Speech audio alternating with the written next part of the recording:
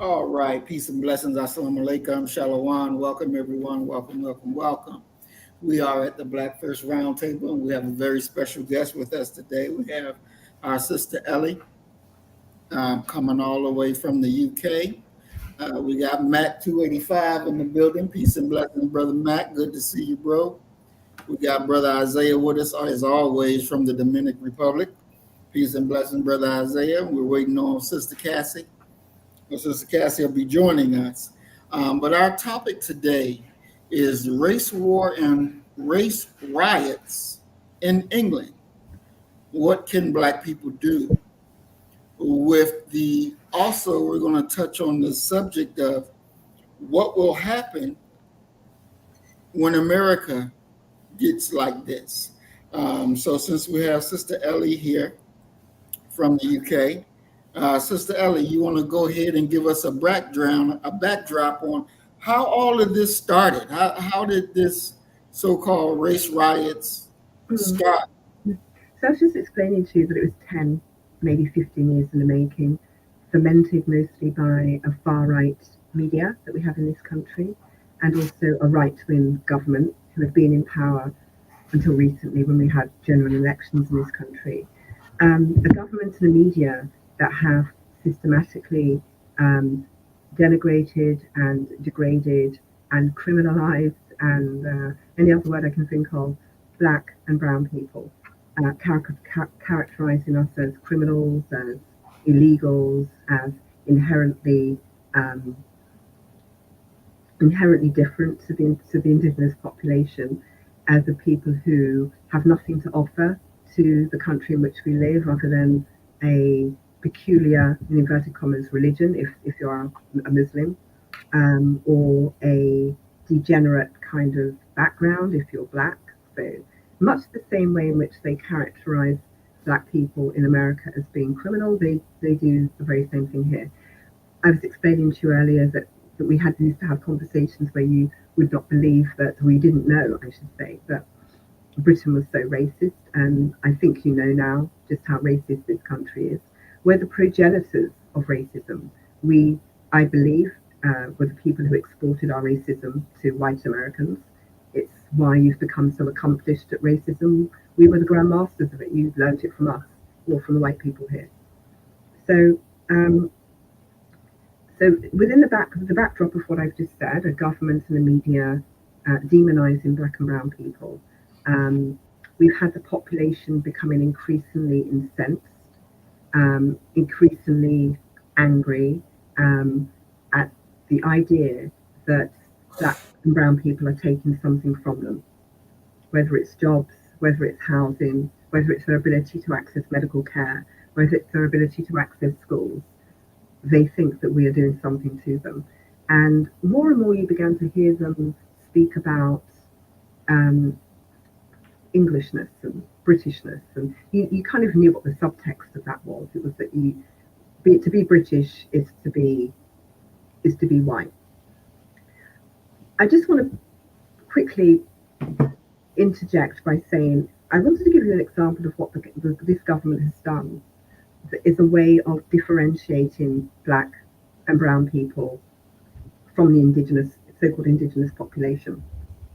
Well, a couple of years ago, they implemented a law called the Nationality and Borders Act.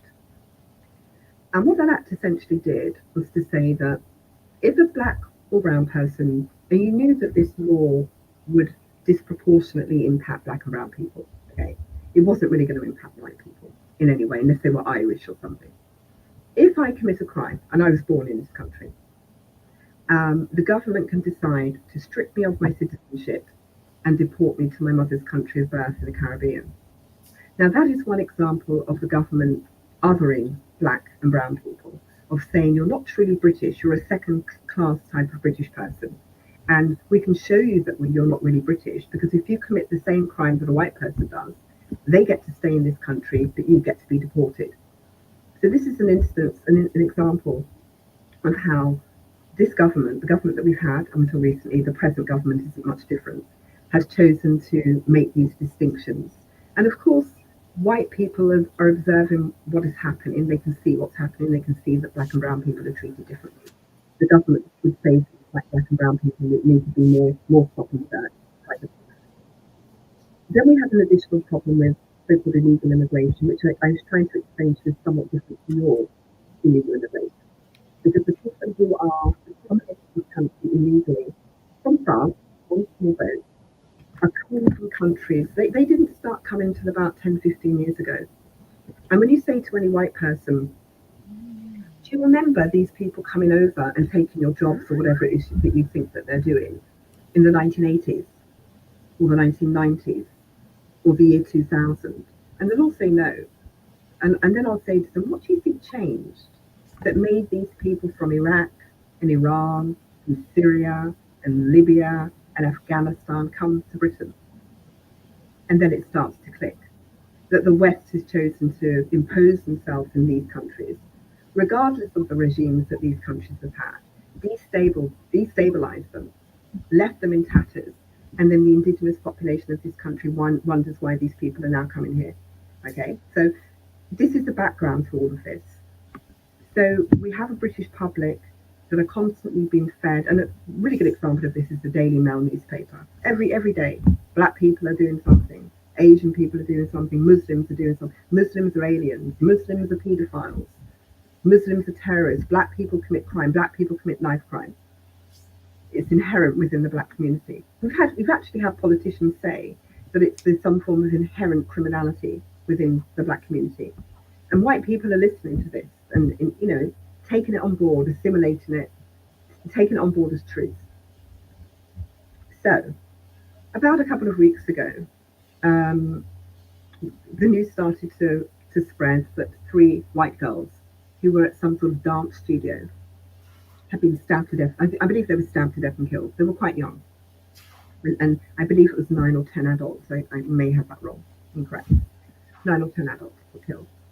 And I didn't really, for some reason, I was busy with other things, and I didn't know there were young children involved, and there are so many stabbings in this country. I didn't really pay too much attention until I came home and was looking at X and seeing that people were starting to proliferate the idea that a Muslim person was behind this, a Muslim person who'd come over from France on a small boat, an illegal migrant, an illegal Muslim, South Asian, Pakistani, I suppose.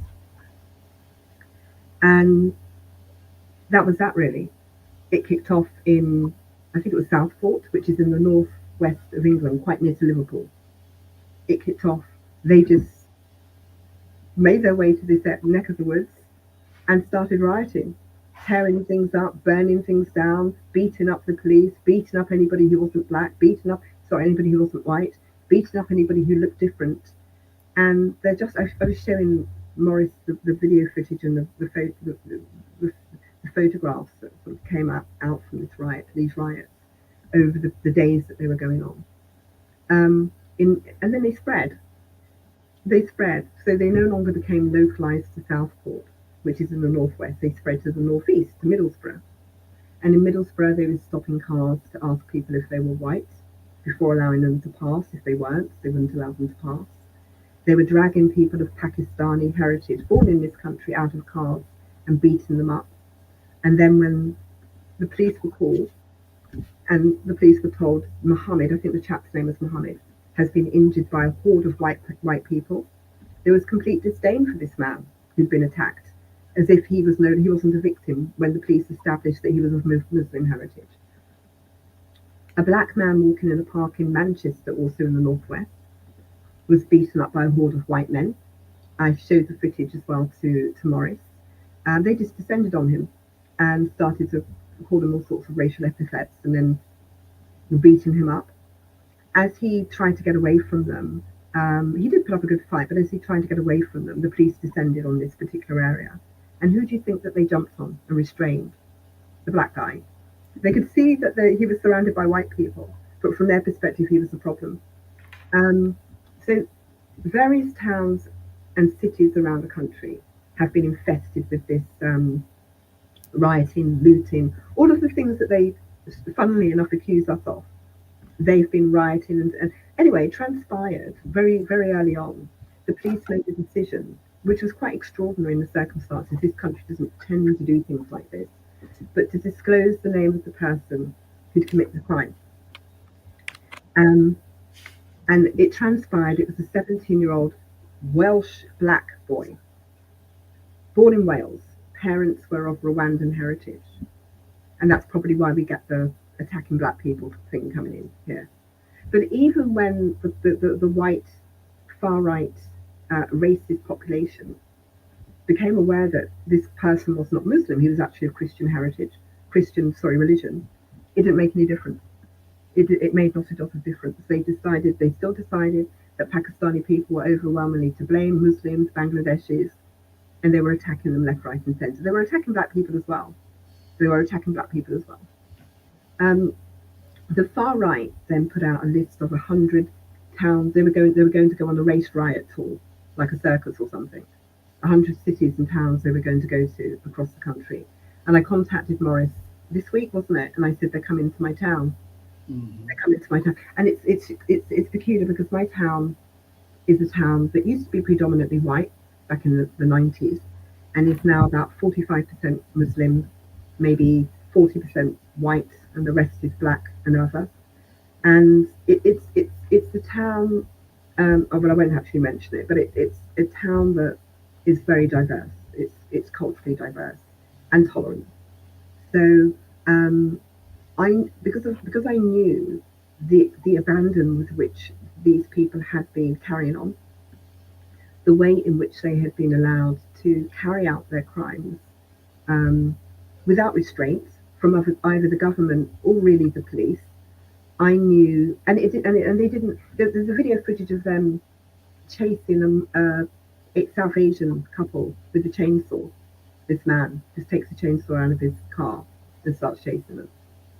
So I kind of knew that they really wouldn't care that I was a woman or that I was born in this country. As far as they're concerned, they're telling people like me we're not British and we need to leave. We need to get out of their country. They want back their country, rather like Donald Trump wanting back his country or whatever. So Morris was really very, very supportive, telling me to stay in. I wanted to go out, didn't I? I was like, I'm going out. I didn't see, but he persuaded me to stay. And in the end, they did not come here. In the end, this further manifestation of violence and rioting did not happen. But it's interesting that if you look at the press in this country, and I'll wrap it up in a moment, they characterised it as violent disorder. The Home Office, which is like a government department in Britain, put out a list of crimes, almost like a threat, sort of saying if you commit rioting, you'll get, I think it was 12 years or something. And if you commit violent disorder, it's 5 years. And if you commit racial incitement, it's 7 years. And so you looked at the list of these crimes and the sentences which you were going to get for committing this particular crime. And I realised very quickly why they were characterising what these white hordes were doing as violent disorder and not rioting. But the moment two black people congregate, they're going to categorise that as rioting. So the violence was something that was unparalleled. I was born here. I've never seen anything like this before. And I told Morris and Brother Isaiah that I had written and foreseen that this was going to happen last year. I wrote about it. I wrote a passage about what I thought was going to happen. They tried to also burn down hotels and and immigration centres that had migrants in. They tried to burn them down. They got it. They broke into them and tried to set them on. There are people in them from the Congo, from Sierra Leone, from Iran, from Iraq, from Afghanistan, from countries that Britain has invaded or exploited. These people were not coming here in the 80s. They weren't coming here in the 90s. They weren't coming here in the year 2000. They have only started to come here after we have destabilized their countries, both America and Britain and the West. Okay, these people have only started coming here in the last 15 to 20 years. So in the backdrop to all of this, I don't know if I've already mentioned it. Um, 3 months ago, black boy, walking to school, scholarly little boy, walking to school, 14 years old. His name is Daniel Anjorin, and a white man jumped out of a car, attacked a black guy, and then virtually beheaded him. What? Virtually beheaded this little boy. Yeah, I put the link in the private chat. It's in the Atlantic Black Star. It was reported. He crashed his car into a house, got out of his car and proceeded to attack the people in the house. Now the reason why I'm telling you this is because this happened 3 months before this killing of these three white girls. Did you hear about black people rioting because that little boy was killed by a white man who was, it seems, singularly targeting black people? Did you hear me contact you? Did I contact you, Morris, and say black people are kicking off? We're going on a rampage up and down the country because the little black boy is being killed by a white guy. Nope. The excuse that they use that three white girls were killed by a interloper, by a foreign entity. One, he was born here, anyway, the man who attacked those three white girls. And he wasn't a foreign entity, he was born here. He was born here. But they make it seem as if these sorts of crimes are something that only black and brown people carry out in this country. And even when you point out to them, look, this is what you did to this little boy 3 months ago, they'll differentiate it because, of course, they see whiteness as being exceptional and special and worthy of being protected. None of them rioted over that little boy. None of them said, well, we need to stop our white men from killing little black boys. Absolute silence. So their rioting has been characterized as violent disorder for the most part. And also it's been seen as justified. These people have got righteous justifications for it. People have taken their jobs. There are too many people in the country. Black and brown people are taking something from white people. So there has been this subtext of justification for it. And the government hasn't called it for what it is: anti-black racism and Islamophobia. They refuse to call it this. They call it thuggery, but they won't actually name it for what it was. If it was Jewish people that this had happened to, they would have called it anti-Semitic. The moment these rioters had reached Southport and not even actually done anything, they'd literally, if they had just arrived in Southport and said, we're here, everybody would have called it anti-Semitic before they'd even done anything. But when it comes to black people and South Asian Muslims in this country, there's what's called, and it's well documented, it's called a hierarchy of racism. So governments, newspapers are only prepared to deal with racism if it impacts white people, by which I mean Jewish people. Jewish people are at the top and everybody else is ignored. And somebody wrote a report about it in this country called, it was a black lawyer, and he wrote a report called the Ford Report with an E at the end. He wrote it about 2 years ago when he spoke about the hierarchy of racism in this country, where if you're black or if you're a South Asian Muslim, if you're a black Muslim and you experience racism in this country from anybody, whether it's schools, whether it's the justice system, whether it's political parties, whether it's the media, nobody's interested. So I'm going to wrap this up now by just saying, this country, I think white people want so desperately to give the impression that this country is so distinct from Britain, from America. It's not. The only difference is they wrap their racism up in flowers, and we don't have guns. That's the only difference. And of course, we exported our racism to you. So I was saying we're the progenitors of racism, we're the grandmasters of racism, and we taught your white people, the practices of racism, and you refined it and improved it to a certain extent. But you need to understand these people are no different. The white people in America, the white people in Australia, the white people in Britain. It's just that they disguise it very well. They disguise it with great acclaim. They're able to disguise it to such an extent that when these sorts of things happen, it just shocks people who live outside of Britain. Unfortunately, I can foresee again this happening again because the underlying problem has not been resolved. They're seeing us as other, they're seeing us as distinct, they're seeing us as no longer British, and they're wanting us to leave. So the next time a black or brown person commits a crime, I can envisage that these riots will re-emerge again. They're not going to go away, And I think, and I don't know, I was quite surprised they hadn't spread to America. I did contact Morris and say, I'm surprised your far right didn't take a leaf out of the British book and go on their own little rampage. But it didn't feel safe being in this country. And I've never felt British anyway, to be frank with you. I no longer call myself British, but it certainly propelled the ideas that I have that I certainly don't want to be living in this country 3 or 4 years from now. My intention is to leave. I don't want to be in this country. It's a cesspit of racism. It's repugnantly racist. And if anybody ever tells you otherwise, they're pathologically lying. Mm. Wow. We thank you for sharing that with us, Sister Ellie. I want to take a second and welcome everybody to the chat room. We got Earth Angel 1105 Remix, Peace and Blessings Queen. We're glad you're here. Um, and this today, again, our topic is race war, riots in England. What can Black people do? And we welcomed Mac 285. He was the first person in the building. We welcomed him earlier in the program.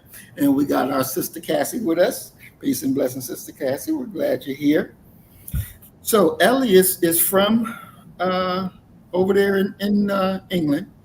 Um, and she's giving us actual facts of what's actually going on. Because there's so many things that's written up that's just not true. Now, as we just watched, I shared the picture that Ellie sent, and it was showing the black boy who was damn near beheaded by the white guy carrying the sword around. Now, you know that's troubling. That's very troubling. Um, and there's something that should have been done. Something should have been done. Now, Ellie also told us that what started all of this fighting and all of this burning is that brother whose parents are originally from Rwanda, who are Christians, killed 3 white girls. Now, they were in some type of Taylor Swift dance class, but 3 white girls got killed. And now the country is going up in flames. They're not saying that it was a Christian that did it. They're saying that he was an immigrant Muslim that did it, which he wasn't. He was a citizen of that country who killed them. And I want to first point out the difference where they will go and go on killing rampages. Because I believe, honestly, even if it was just one little cracker dead, they'd have did the same damn thing. Now, when they kill ours, we don't go killing everybody. We don't go burning shit down. We don't go blaming the whole race. We suffer quietly, peacefully. And I think this is wrong. We're not sending the proper message, because that young man, that black boy that I showed y'all the picture of, he deserved to live. Now, the white guy with the sword who did the stabbing, he's still living. And he even cut up the police. And he's still living. Still living. In my eyes, that's a problem. But I want to open up to the panel and get their input. And then we're going to go to a video of what Brother Isaiah sent me, of a white guy talking about what's going on over there. And we'll have Sister Ellie bring us the truth of, what's the actual facts. Sister Cassie, what say you? Wow, thank you, sis, for bringing that information. But you know what? It's always more to the story that we never get. What happened before the black boy cut up the children or whatever that happened? You know what I'm saying? And I heard her mention something about before that, it was an incident happening, that nobody said anything about. No, we didn't hear any news about, and I think that was the little black boy who got almost beheaded, right? Mm-hmm. But let's learn. Let's look at this whole thing. Let's look deeper. You got white folk When one of these get a nail broken, they all rise. Okay, Mhm. we're gonna have to learn that. We have to learn that. We should have been turning up stuff when our sister Sonia just got murdered in her home. Mhm. But see, we are sending the wrong message. We won't even fight for each other. They going on a rampage and black folk hiding. We never heard from them. Mhm. We've never done this. In the 60s, the Panthers was burning some stuff down, right? The Panthers was handling business. They got us so docile right now. And I don't know if it's something in the food or what, or fear. Nothing is going to change because that behavior is coming here. I think It's there was a coming here. And I give it within the next 2 or 3 months. Because we're going to have a civil war here. But black folk need to understand, what are you willing to do here? What are we willing to do here? We have every God given right. And I wish they would pack us up and send our asses out. I'm just saying. Send us back to Africa, wherever. But my thing is, some of us was born here. You have a God given right to defend your family, period. You have a God given right. Somebody come through that front door to handle your business. You have a God given right that if you driving down the street, they surround your car, you have a right to defend yourself. I don't care what they come up with. If I'm feeling unprotected, if I'm feeling afraid, if I'm feeling like bodily harm is getting ready to happen, we have a God given right to protect ourselves. If you don't, this will never end. You'll always walk around scared of them devils. And that's what they are, demons and devils. And if you sit there and you let them come in your house, shame on you. Mhm. Shame on you.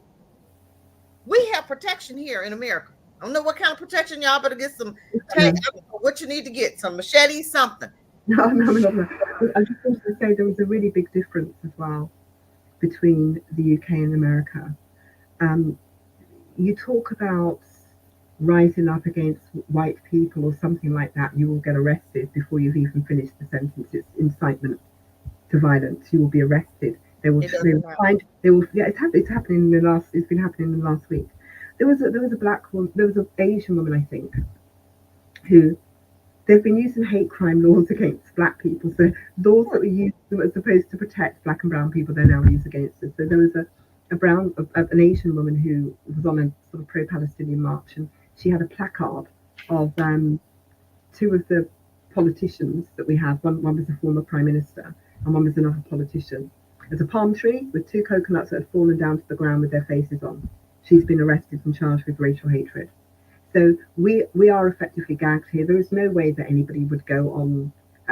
There is no way that anybody would go on a forum and call for anything like that. It's just it's improbable, you know. And I certainly wouldn't. I'm not, you know. I don't want to get arrested or whatever. It's just, and it's not cowardice. It's the way in which laws are used against black people and brown people in this country. White people can call for anything. I see it on X all the time.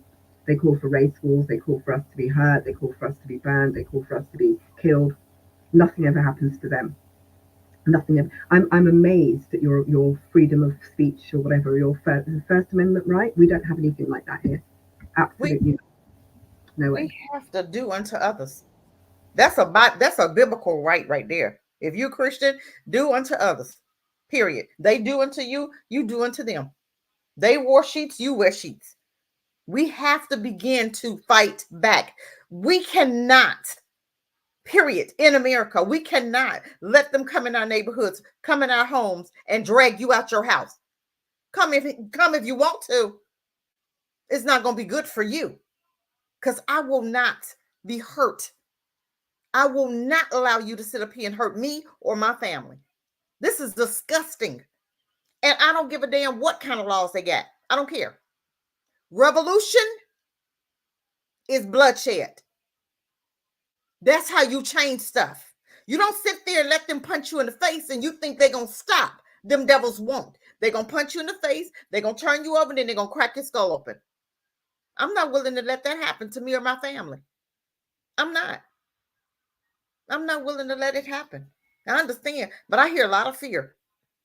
I Fear. heard, just saw a comment a minute ago calling me a coward. Very far from it. On Wednesday, I was going to go out, actually, when these riots were going on. Okay, I was quite prepared to go out. I'm not a coward at all. But what I do have are friends who work for, it's called the CPS. So I know somebody who works for, who's a lawyer, who works for them. And she tells me, she says, we're going to die rather, we are going to die rather you fight, or you still consider them you. Is that question to me? Do I still consider them my friends? So what you're essentially saying is that I am better served being in prison. I'm literally better served being in prison, away from my family, than I am in the cause. But they will arrest black people at the drop of a hat, and I'm a coward. But of course, if anybody comes into my yard, and they come into my yard and it's my own personal sanctuary. If somebody hits me, you think I'm just going to let somebody hit me and take a beating from somebody? Do you really think that would happen? If somebody hits me, they're going to get beat down. Of course, but I'm certainly not going to go out and start beating up a white person. Would you go out and beat up a random white person, knowing that you're going to go to prison for it? Of course not. But if somebody does anything to me or mine, there's no way that I would just sit there and take it. Of course, I'm going to. That's what we're saying here. We're saying if you're out and about, or if I'm minding my business, or if they come in my house, you're gonna handle your business. If I had gone out on Wednesday and he had come to my town, and one of them had so much as even said something to me, of course I would have reacted. What would I have done? Just sort of run away? Of course I would react. I would, but I'm not going to seek it out. I'm not going to purposely seek out. We're not talking about seeking it out. I understand what you're saying, but what I'm saying is, if they approach you and they threaten your family, then you're going to handle your business, period. I'm not talking about going out there and no, that's not what I'm talking about. I'm talking about let them come to you. Yeah, but this is the guy was saying before that he was saying I'm cowardly to not want to go online and incite racial violence in this country, knowing that it's criminalized, knowing that I could get arrested for it. And even if I was to incite if I was to go on Twitter right now and say, thousands of black people, let's just come together and smash up some white people. Do you want to know how many black people would answer that call? Probably very few, because they also know that they're going to be arrested the moment white people can turn up anywhere and nothing's going to happen to them. A group of 10 of us can turn up somewhere and the police are already there to beat us down. So no, I'm not a coward. Whoever said that, I'm not a coward. And I kind of object to you saying that. It was one of the commenters said that, and I really take offense to that, because Morris knows me and he knows what I'm about. He knows what I'm made of.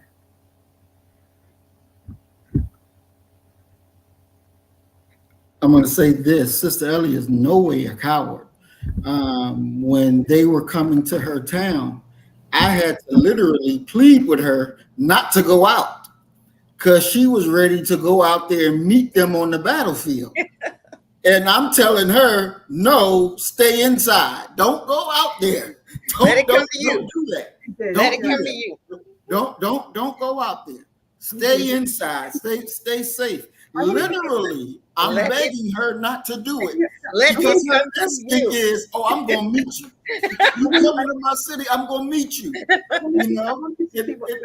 And I'm telling her, I'm like, wait a minute, we ain't ready for that. Your family ain't ready for that. I ain't ready for that. You know what I'm saying? Don't go. Just stay.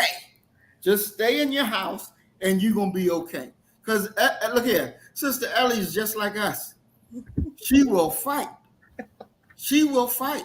So there's no coward nowhere near in her. That's not her spirit. That's not her spirit. That's not how she moves. She is a fighter, but we have to be strategic in how and when and where we fight. We have to be strategic. For her to go by herself, to go meet these gang of crackers, that wouldn't be smart. When there's so many more people that she can educate and help to organize, and then we meet them with a force that's going to do some damage. Because we're at the point, or I'm at the point where, I don't want us to, be losing our lives because we went out there in a crowd of 100. No, we ain't doing no sacrifice. No. We want to fight and win. And win. That means we got to kill them. Right. We ain't going to do it by one person alone. Right. So we have to be smart with what we're doing, because the reality is we are the minority of our people. That is the truth. The majority of our people will go by and let this shit, oh, it'll be all right. Oh, we're going to pray for you. No. No. So we got to be organized. And when we launch with purpose, we launch with aim, and we destroy our enemy. It's just that simple. These demons walking around with swords, knives, and killing people as and getting away with it. And getting away. And getting away with it. Exactly. Okay, even with that, we as America need to prepare because that's coming here. Okay, them crackers watching that shit. Okay, I'm gonna try to be nice. They're watching what's going on in the UK, family. We need to have it together so when that happens here, we're ready. So what we need to be doing is talking off camera and seeing, okay, what we gonna do? Because guess what? They coming. Civil war is coming here to America, even within the next 3 months. Let something happen to Trump. And you already know them crackers ready. Y'all better have y'all stuff together. You better have your machetes. You better have your peanut butter and crackers. You better have whatever you think you need to defend yourself. That it come to your doorstep, you better chop off some heads. Mm-hmm. You better be ready. Because we sit here passive and we see stuff happen and we don't get stuff together until the last minute. Then we rush and trying to scramble stuff together. No, we need to be getting it ready together right now. We need to be right globally to understand what needs to happen. They come to your front door. I'm not answering it. Come on through. I got you. Mm-hmm. Don't play with me. Because you're not going to hurt me for free. I guarantee you it. No. Nor my family. And this is the time that we have to take to say, okay, this is what we need to do globally. Because we know people all over America. Mm-hmm. Black folk all over America. We got little patches here and there that are ready. Mm-hmm. We're not going to sit there. You're not coming in my house. You're not pulling me out my car. Mm-hmm. Promise that. They can act a fool if they want to, but I guarantee you got that bold attitude, they know the ones that they can do that too. Mm-hmm. Them crackers can walk past me and look. They know, they can smell it. Mm-hmm. They know who they can do that to. Mm-hmm. It's a different type of black person we're dealing with here. This is something totally different. Mm-hmm. We gotta stop. When stuff happens like this with the Sonia Massey, globally, black folks should have rose up and burned this bitch down. Period.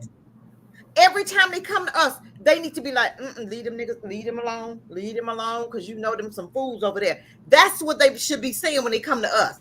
But they're not saying that because we cowering down.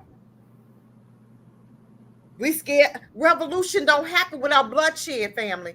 It don't. It don't. You can't, well, please, Mr. White Man, can you stop?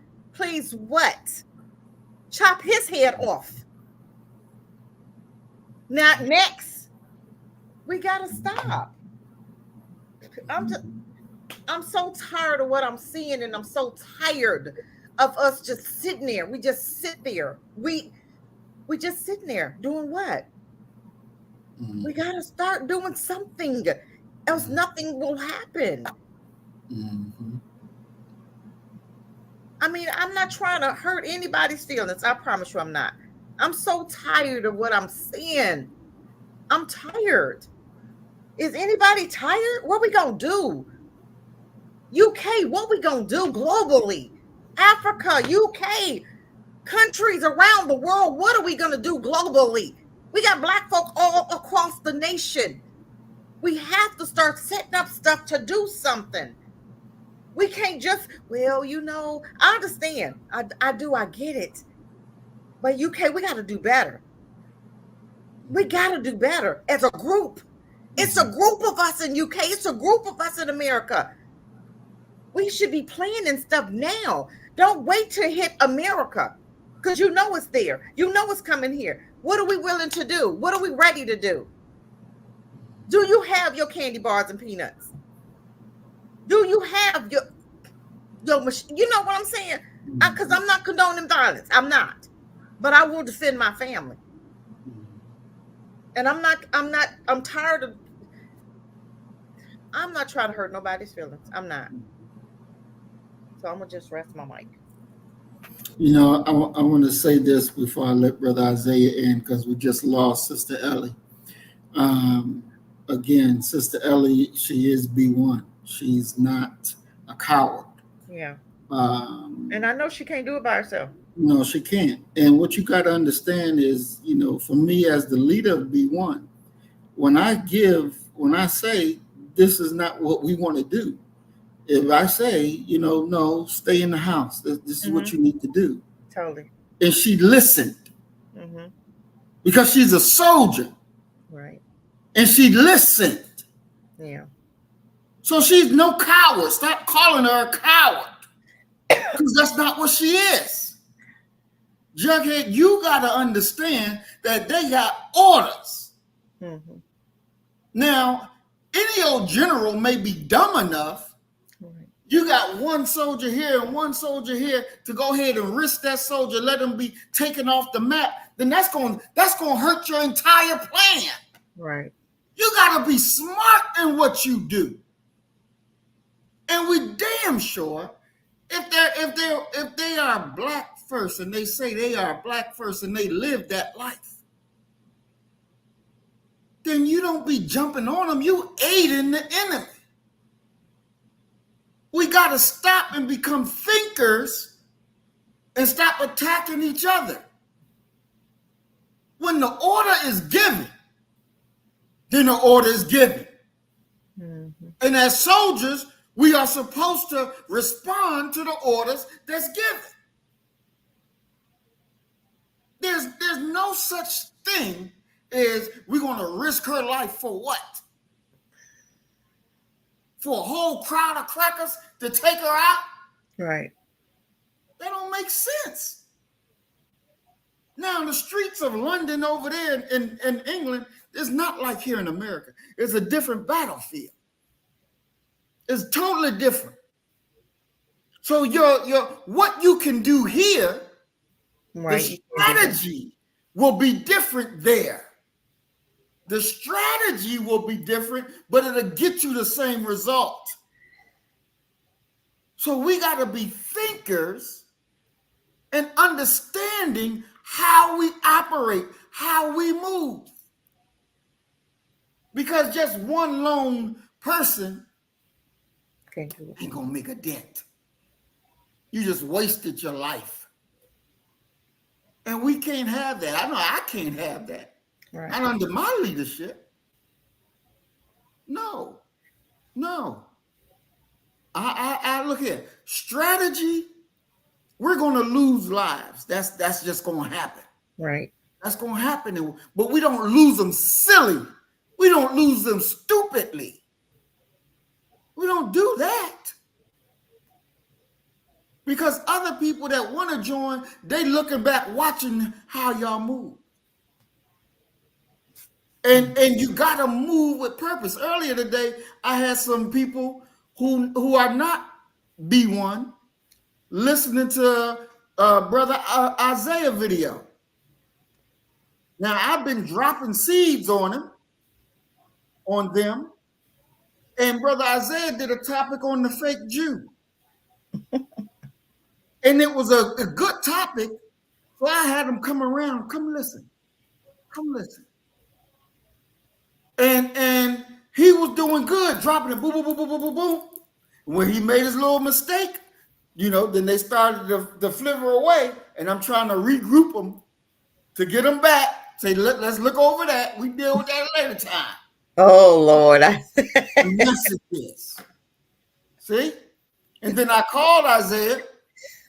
Brother Isaiah, this is what you did, which was good. And this is what you did that's not so good. And this is what you got to do better.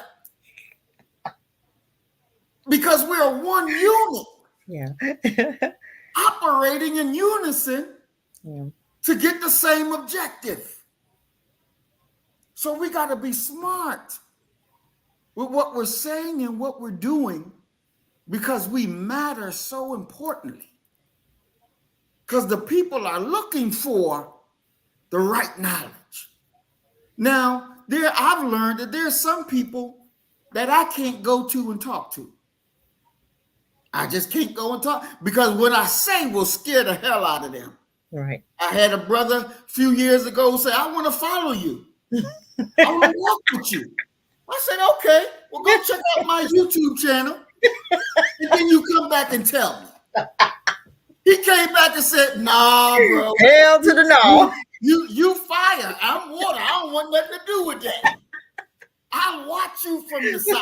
Well, at least he was honest. Exactly. If that brother would have got out there, he'd have ran. You'd have been like, wait, yeah. Your ass would have been by yourself. What happened to him? Where he go? Exactly. But that's the reality of our people. And that let me to see that, wow, okay. Yeah. My speech ain't for everybody. No. Because they're not at that level yet. No. They ain't there yet. Exactly. So we got to send them other people that's going to keep them pushing and keep them thinking while they build up to the level that we are on. Let me ask you a question. Even with that brother, do you believe that he'll ever be ready? I think it's already, for me, I think that it's already yay or nay. I think that you are born a fighter. You were born a warrior. I don't believe that, and maybe I could be wrong. Maybe that's why I'm asking the question. Maybe I could be wrong. I believe that if you're a warrior and a fighter, you're born. You can't be made. You got to have that fight in you from birth. Now, am I correct with that, or can some be trained to be fighters from the ground up? It's both. Okay, it's both. They can. Some of us are naturally born with it. You're right. Some of us are naturally born with it. It's just in us. It's all in us. And as we continue to grow and learn, it's going to come out of us. And we'll be sitting back looking like, damn, I really did that. But it's there in us. Others going to learn it because they're going to witness what's going on, and then they're going to see, and then they'll be forced to action. Okay. Because they will understand being quiet, staying low is going to get me killed because these people are coming to kill me. Yeah. So, it will change. It will change. So, we have to be, we have to be strategic in how we move because everybody is at different levels. Everybody's at different levels. We got to remember that. Hell, I told y'all when I was back in high school, I'm walking around with a damn blonde shag in the back of my head. And you would never believe that, but shit, I'm black as day, black as midnight right now. But back then, shit, I had that little blonde hair, walked back there, thought I was something, But I had to grow into the knowledge of self. But it was already there. But it was already there. You were born with it. You just wasn't around the right group yet. Exactly. When you get around that right group, it's coming out. It's coming out. Yep. Okay, let me, Brother Jughead said, Brother Murray, my brother, I did not specifically call Sister Eleanor a coward. I stated a cowardly attitude is pervasive among Blacks in the UK. Sister Eleanor took it. Oh, okay. Well, thank you, dear brother, for clarifying that. Thank you. Thank you very much. Tell her come on back. We love her. Tell her come on back. Yeah. We love our sister. We don't want her to go away mad and thinking we punking her out or calling her a coward. We're not. We love her and we want her to know that we got her. I wish a group of us would come over there and help her out. Exactly. Because she needs some help over there. Can't do it by yourself. Totally can't. No, we can't. And Brother Jughead, I appreciate you clarifying that up for us. That's very important, and I definitely appreciate it. And I apologize because I thought you had called her a coward. So please accept my apology on that. So I sent the sister a message asking her to come on back. Hopefully she will. But this is what family do. This is what family do. We fix it and we continue on the road because the mission is the enemy. Right. The mission is the enemy. And we got to remove that bastard from the planet Earth. Right. Period, point blank. We got to remove that bastard from the planet Earth. Now, before we go to our video, hopefully Sister Ellie. Yes, come on back, sis. Hopefully she come on back with us. But I'm gonna bring Brother Isaiah in because he was quiet. Come on in, Brother Isaiah. I know you got something to say. Come on in here, soldier. Yeah. Can you hear me okay? Yes. Okay. For one, I loved her British accent. Yeah. Mm-hmm. Mate, and however they, whatever they sound like. That's kind of cool. But anyway, every corner of Britain is monitored. That's one of the things that, Earth Angel was saying. You can't fart unless they know you fart. I mean, seriously. Every corner of every space of every inch in Great Britain, England, is monitored with cameras. As it is, I think it's in. They do that in China, and they also do that in Japan. Uh, but besides that, I put, if you can, Brother Muhammad, before I continue, please go to your WhatsApp and look for the video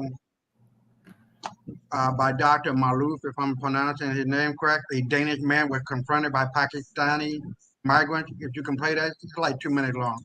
Not going to take that long. But while you're doing that, let me say this. Gaddafi's words are coming true. He said, if you kill me, you'll be opening the door to all of hell for all of eternity. Now look at what is happening. White folks are flocking, they're flying, not flocking, to Islam, converting, but that's not going to help them. They're scared, little bitches. They talked all that shit, did all this shit, fucked around and fucked around and fucked around, and now they finding out. There's no safe space for these motherfuckers no more.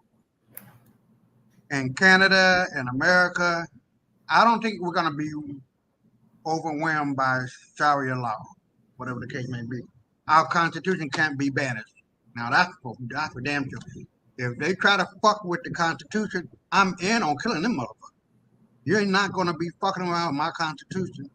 And the people who created the Constitution, who wrote the Constitution for the greater good of everybody, were black folk.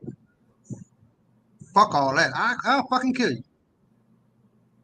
Now, I don't know about no Sharia law or nothing like that, but whatever mild form of that, that's your business. But fuck all that bullshit. I'm not for that. I'm for America. I am for free speech. I am for the Second Amendment. I am for all the things that we have been accustomed to all of our lives. Have you brought it up, Brother Muhammad? Yeah, you ready to play it? Yeah. Go ahead, please. Okay.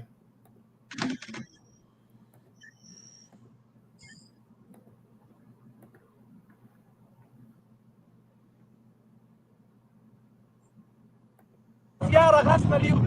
Vi får 5 barn, I får 1 og 2. Om 10-15 år, så er der pakker, der dansker der land. Ja, Rasmus. Fød lidt børn, mand. Jeg er lige blevet gift. Jeg skal også have 5 børn i morgen. Fød flere børn, mand. Danskerne er 5 millioner, vi er snart udryddet, mand. Kig på svenskerne, kig på nordmændene, kig på finnerne, mand. Vi er flere millioner, mand. I er i et samfund, der ikke laver, I ligger og boller dyr. Det er derfor, I ikke har fået børn, mand. Har du brødre og søstre? Har du brødre eller søstre? Har du brødre eller søstre? Har du brødre eller søstre, mand? De forældre, de knæpper dyr, mand. Det er derfor, de knæpper hinanden. Du giver dig en bror og en søster, mand. Vi er kun 5 millioner, I bliver aldrig mere, mand.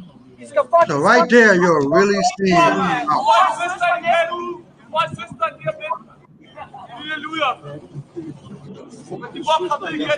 Mein Schwester! Ikke en point! Danmark og danskere! Fuck din mor, mand! Jeg vil ikke Danmark! Det er Danmark! Pakkerland! Hvorfor skal jeg tænke på det? Pakkerland, det her! Gå til jeres land! Du forklarer på det! Gå til jeres land, mand! Hvad fuck er du, mand? La fuck, det var skid!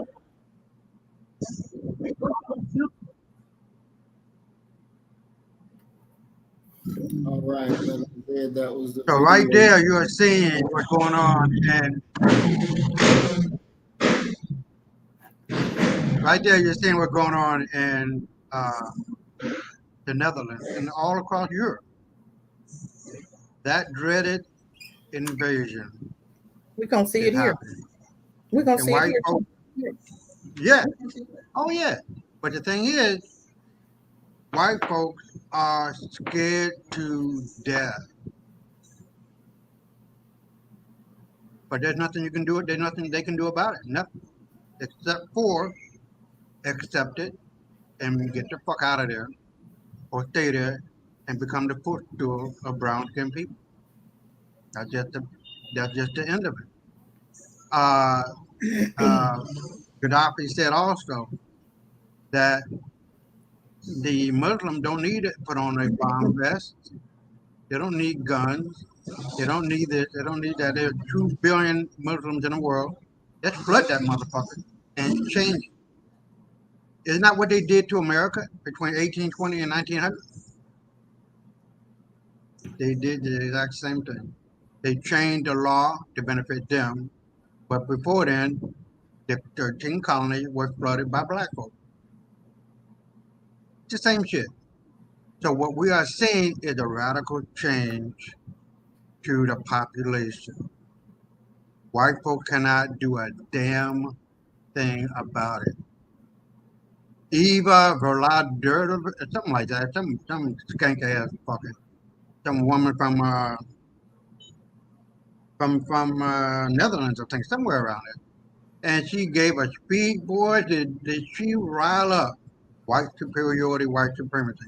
We got to protect our people. We got to protect our family. We got to protect our country. This is our country. Bitch, what? All that shit belong to black folks. Every square inch of this fucking globe belongs to brown skinned people. What the fuck are you talking about? But this is the idiocy, the stupidity, and the ignorance of white folks. They have gone the extra mile to make it look like they are the original whatever, and they are not. And so uh, I applaud Eleanor and all the black folks that are there, brown skinned folks. It's over. White folks ain't got nothing to, they ain't got a drop of water to cry with. Nothing. And what I'm saying now, what we've been saying on this show all the time, the takeover is real. The world is fading back to black. It can't do nothing but that. We are the fucking majority on the planet. And these people, if they come to about 150 million people, that's all they are. There ain't that many white folks in the world. So you got 150 million, and you got there's 8 billion people in the world, I think more or less. So you got 7 billion, 800 and something people of color. They ain't gonna make it, man. You know what I mean? They took the Jews too. Their birth rate before the Jews was around 0.08. You need a 2.1 to maintain your population. Now after the Jews, it's around 0.04. They ain't making it. They're trying to mate and get with black women and black men to save their seed to pass it on into the next generation. But all that's going to do is just paint the world back to brown. That's it. We are the dominant people on this planet. We are the most intelligent people on this planet. We're the most fierce people on this planet. And we don't have to fire a shot. Not one bullet, not one bomb vest. It's just going to be what it is, a genetic takeover. I'll throw it back at you. All right. Thank you, Brother Isaiah. Appreciate that. Another thing that we definitely have to realize, and Ellie, I hope you come back onto the platform. We would definitely like for you to be up here with us, so the information that you have, you can share with. But they are in, and I'm gonna say it like this: those crackers over there are in their glory because the police ain't stopping them. Oh yeah, they in it. Yeah. Yeah, They having a field fucking day. And when somebody said they have cameras all over, then that means they're watching the shit and not doing nothing. That means they're watching this and not doing anything because they know black folk not gonna lift a finger. Yeah. And you know, I think this as well, as we were talking earlier about the brother who damn near got his head chopped off by the white guy walking around with a fucking sword in his hand. And the police didn't see that. We have to be the ones that go out and handle that kind of business. Right. We can't be the ones to say, you know, well, you know, we didn't rise up. We didn't, you know, we're morally better than you. See, when you're dealing with an enemy that has no morals, you're already morally better, but you kill them the way they kill you. Put your sheets on. They go for your children, you go for their children. This ain't no such thing as, you know, well, when they go low, we go high. Fuck that. Fuck that. Let me tell you, I was so angry at work today. And somebody said to me, Maurice, you better than that. Rise above that. You better than that. And I looked at them, I told them, I'm really not. I'm really not. I will meet your motherfucking ass right there. I'm not better than that. You coming for me, I'm coming for you on that fucking level. I'm not better than that. They want us to rise. They always want us to take the blunt of it. Always. It's like they expect us to just let them do. That same incident happened one time at work, right? White girl, you know, and I said what I need to say. And the white woman came to me and said, well, you know, the same thing that she said to you. And I looked at her and I said, she gonna know today. She gonna know today. Well, I don't know what you talking about. She gonna know today. And I guarantee you that girl back down. I'm not rising nothing. She gonna do and I'm gonna do. She gonna say and I'm gonna say. Period. I'm tired of it. I'm not rising. Samuel 15:3. That's all I gotta say. Look, let me go. Samuel 15:3. These motherfuckers are the Amaleks, and you know what you gotta do. You know what the mission is. The Bible says that. God says that. All that other bullshit. I say Samuel, read it out now. Samuel what? 15:3. Okay, I'm gonna read it. But my thing is, it's time for us to put on. You remember how they wore their sheets? Put your sheet on, and take care of your business. If it's gonna be like that, they did it. Get us some black sheets and cover our face, and get together and do what we need to do. I'm just saying, you gotta do something. They covered their face for years, didn't they? So I'm just saying, get them in the corner, get them in, get some areas where ain't no cameras. Handle your business. Throw them in the river. Hope there's a river with some alligators in it. I didn't kill the alligators, got it. It's time for us to do something. Now, I'm trying to bring up this comment by Brock Arthur. Okay, look at him. But for some reason, I guess my computer is touchscreen, but I guess the damn thing done froze up. Can y'all see his comment down there? I see his comment. He said, can we tone down the race baiting? Hold on. He got to be white.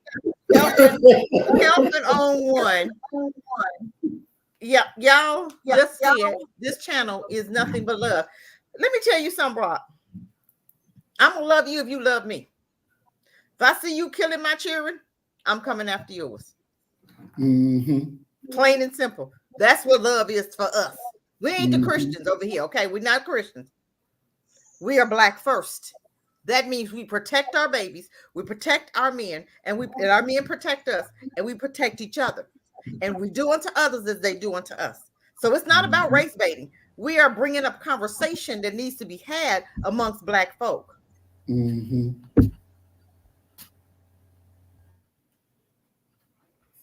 I love you simple. That's what he said. See, this channel, we show nothing but love for our people. Nothing but love for us. Nothing but love. For our people. Nothing Be but one. love. Exactly. Be one. Okay? Nothing but love for be one folk. Mm-hmm. Because we already know how crackers act. We've been around y'all long enough to know. Exactly. But if you come up in this line, if you come up in this line, then fucking around, you're gonna find out. Come on, Brock, take a seat. Give me the number. Come on, Brock. Come on, Brock. I'm sorry, Brock. This ain't the place for you. We love black folk here. Sorry. You talking about race baiting and all that. They can do what they want to do. As soon as we hold them accountable, then they want to call us we race baiting. No, we putting out in front of our face. We giving our people the information that they need, because people may not know what's going on in UK. We need to talk about that here so that we'll understand and be ready, because we know it's coming. But we got so many black folk loving everybody, and you'll turn your cheek 15,000 times instead of doing what you need to do. That's not what we're doing over here. We love black people that love black people. We're not letting white folk come and slap the hell out of us 5 times. We're not doing that. No, not going to do that. And we have our sister Ellie back. All right. We're glad to have you back, sis. Peace and blessings. Yes, we love you, girl. Clarify something so you don't think I'm being petulant. It's about clarification and it's about knowledge. And if Jughead, this is name one, truly lived in the UK, he would not be so disingenuous to pretend that we have the same liberties as black Americans do. Because if you do, Jughead, and I don't want to argue with you, I'd like you to phone into the program and say the things that the people on the panel are saying. Say everything that you want to say, because you know that we do not have the freedom to express ourselves in the ways that black Americans do. And I say this to Morris all the time. I say this to him all the time. So if I was to say what I really wanted to say, I could expect to be arrested by the end of the week. How does that serve my people? Particularly as we have the Nationality and Borders Act that can deport me to my mum's country of birth. So how does that affect and facilitate and further the cause of black power? How does it? It does not. So I didn't say anything wrong. I told the truth, and the truth is that we do not have the freedom of speech here. And then I gave examples of what has happened to brown people who've done silly things like hold up a placard with coconuts on representing people. They've been charged, and you're literally saying to me that I should go and do this. I should go and do something similar to this, or I'll be a coward or acting in a cowardly manner. Why don't you go and do it? Why don't you go and do all the things that you're accusing me of doing, of not doing? Why don't you said you were going to phone into the program, phone in and tell me, say all the things that you really feel about white people on this open forum here. And then I want to see how quickly you're going to be arrested. Because you act as if we have the same liberties as African Americans. And you know full well that we don't. You know what's happening to black and brown people at the moment. When they're even speaking about what's going on in Gaza, let alone anything else. Phone up. Let's have this conversation about how you think that black British people are cowardly. The only things I spoke about, Jughead, I spoke about 3 things. Black and brown people being arrested for holding up placards, and how we do not have the freedom to say what we really feel in this country, or we will get done for inciting racism, inciting violence. How is that not the truth? I know I've studied law. I have a law degree in this country. I know what the law is, Jughead. I know what the law is. Please don't tell me that I'm wrong. I know the law in this country. I didn't say that we couldn't advocate for self-defense. I never once said that. Never once said this. I never absolutely said that at all.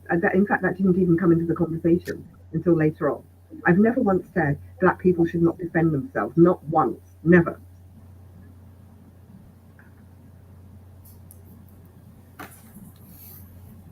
I think you should phone up. I do. It's not my show. I think you should phone up because I don't feel comfortable.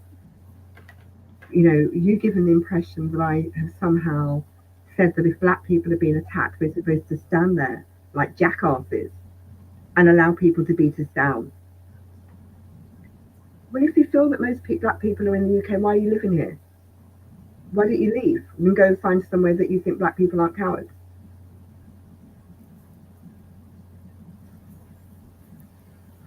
All right, let's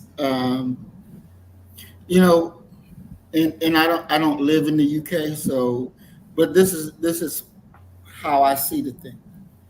Um, the laws that were passed to take away your ability to speak is definitely wrong. There's no ifs, ands, and buts about it. I mean, this country has banned Minister Farrakhan from coming to there. He can't even get into the country. Um, and that says a lot because they don't want the truth to be spoken there, period, point blank. Um, we don't want our people to get on Twitter or anything like that. Well, hold on, here's our brother calling in. Peace and blessings, bro. Can you hear me? Yes, sir. Peace. Yes, can y'all hear, brother? Okay, I'm coming through clear. I can hear you clearly. You hear me clearly? Yes, I can. Can the panel? Hold on? Can the panel hear our brother clearly? If he could just speak up just a little bit. Can he speak up just a little bit? Okay, yeah. That's better now. I don't shout. Is that better now? Yes, that's better. Fantastic. Well, let's call in. I'm not calling in. Just clarify my comments. I'm going to do it in the chat. I'm Brother Jeff, aka Jacket One, UK. I'm born of Nigerian heritage. I'm born and bred here in the UK. Of Nigerian heritage. I lived in the 70s as a child. I'm from South Bermondsey. An area at that time was just rife with racism. I fought for my life against racism. I mean, let me say, I may say this was quite incendiary. I stand by them. You see, right now, Maurice, when we had riots last week, I was able to give a contrast for Maurice. Asian men were fucking defend their mosques, okay, against the white feral scum. Black men were not there backing them up. Black men were not there I heard that you answered black men, we're scared. Asian men act like men. They're defending their mosque and they're very female. Asian men act like men. I'm proud of them. I don't see a simple response of black men. I don't see it. I'm not surprised. I don't know black men are cowards. They're few that run. I'll be saying that they one of them. I don't know. But if you vouch for her, I know she's stalked. If you vouch for Bob Morris, I know she's stalked. I didn't say she was a coward. I wasn't upset. I know her. But coming to it earlier, I was a bit concerned. Because sister, I put her name. Sister from the States. What's her name, please? I do apologize. Sister from the States. What's her name? Sister Ellie. No, sister from the States. Oh, Sister Cassie. The warrior. Sister Cassie. Sister Cassie. That sounds like what she was thinking. We should clone her. We need to clone her sister. That's how she was thinking. Sister Ellie, if she's the same as her, fantastic. But when I'm concerned about, I'm done late. So when I feel late. So if this is true in the comments, I'll hold it back. But when I first said, we can't speak freely, that's not true. We've been people. We don't but we do have rights there. This is the UK, the first country. I know you're often advocating for violence. You can speak freely. That's not what this is. Quite the truth. We have rights. We can speak freely. We can. Don't you say to that consider what's the word? Because consider seditious. You'll be fine. Or openly advocate hate speech. Or seditious to the state. You'll be fine. No one's openly killing white. We don't say that, girl. We won't say that to each other. Don't get you for struggle. And it's criminal. We're saying it's self-defense. And then that's what the cat said. But we're going to self-defense. Self-defense. That's what I think. It's self-defense. Definitely. And that's the way I believe it has to be spoken about. As you and Sister Cassie, it definitely does. And I think I need to do a better job of doing that as well, like y'all do, self-defense. because that's exactly what it is. It is self-defense. Ain't no ifs, ands, and buts about it. I would have loved, honestly, me myself, I would have loved to see Black people rise up. My sister Ellie has shared with me a video of a Black boy. This white boy is making this Black boy kiss his boot, and the Black boy did it, and I was really offended. So that kind of to me, even though the little boy, the brother was outnumbered, but to me that's cowardice, because you should have fought that. You don't let them make you kiss their boot. No, there you fight, because you're being attacked right there on the spot. You fight with every goddamn ounce of anything that you have. But what that brother did, he cowered down and kissed the damn cracker boot. And that should have never happened. That should have never.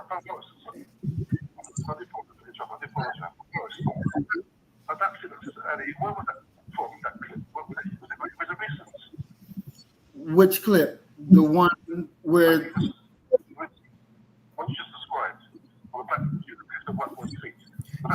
I think it was. Sister Ellie has shared it with me.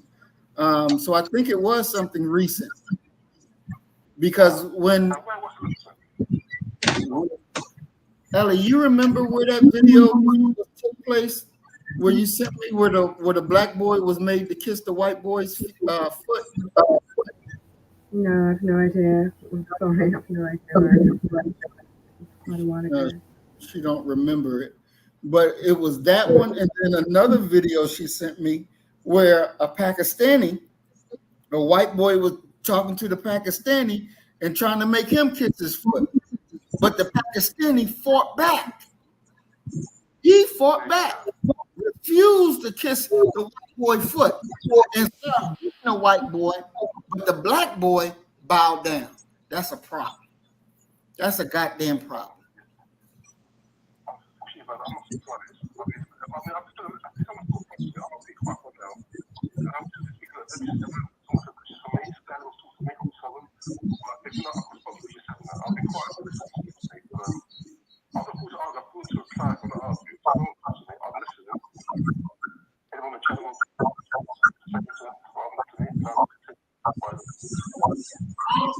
Thank you, brother. We definitely appreciate you for calling in to clarify your position. We thank you for that and love you for that. We are one family, and we gotta work it together, because at the end of the day, as the forecasts keep saying, we all we got, and we have to realize that we're all we got.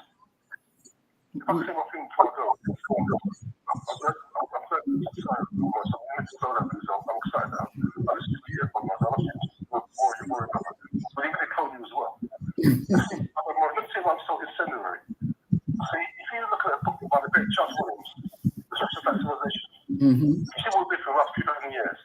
Just like Tasmania, Australia, China, Japan, India, North Africa. We saw that before. We saw North Africa. We can be slowly. We've been murdered slowly back. I've seen the Mohammed. I've seen the rise of the wall. Everest water, Gully waters, Lahox waters, but California water. It will stop. All that now. But after you be, I've seen that. I don't want to see bleak. I'm an optimist. If we continue our level of disorderliness and cowardice, we're done for. Because Africa is all what they want. That's what they want for their pride they want. Right now, I've told people before, that outbreak in West Africa, like 8 years ago, that was a test run. That was a test run development for us. They were playing up, I'm telling you, all the African Africans, they don't listen to him, I'm playing. So, all saying that if we don't stop playing and lollygagging and mackerel state, we're done for. I believe we have a future, though. I do believe that what's happening now in other countries, like Burkina Faso, Nigeria, gives me hope. That's your growth, we need to try, already. We need, if we get a few more like him, we've got a great future. Exactly. So, there is hope. Mr. Eleanor, Traore, there's hope. But we're not done for yet. So please take it never got done for yet. Still hope.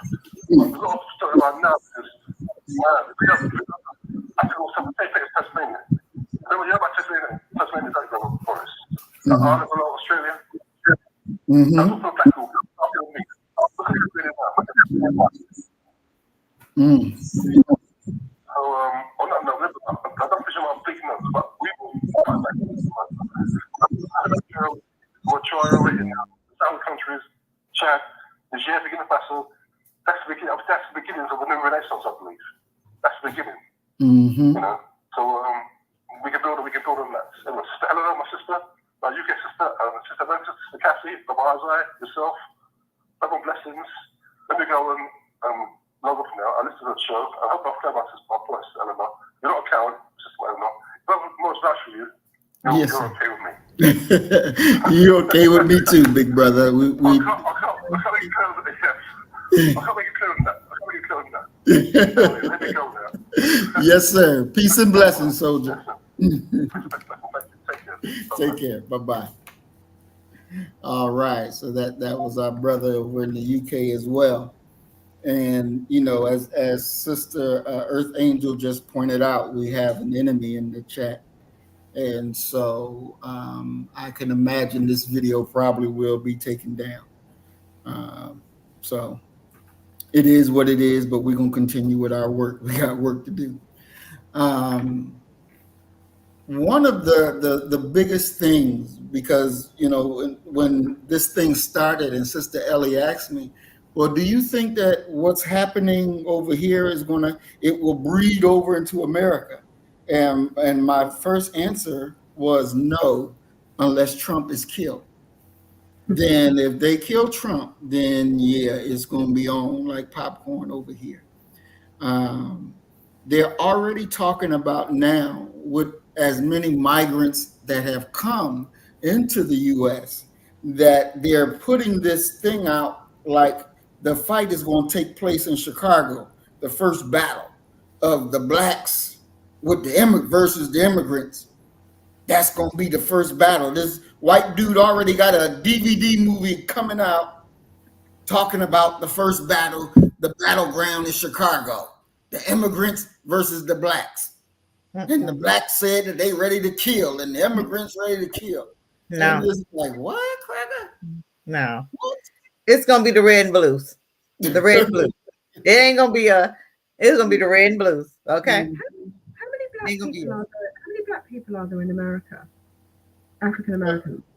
We should be at least 45 to 50 million at least. You want to know how many Caribbean people live? We have a population of 64 million. Do you want to know how many Caribbean people of Caribbean heritage live here?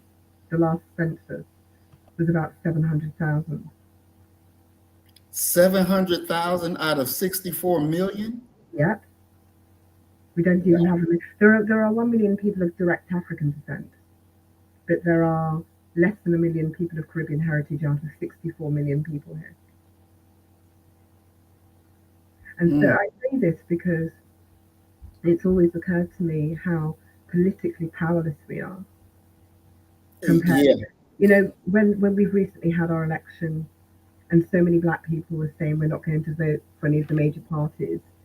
And the major parties, one of the major parties said it's like shaking off the fleas, us not voting for them, because they knew there weren't enough of us to make a difference.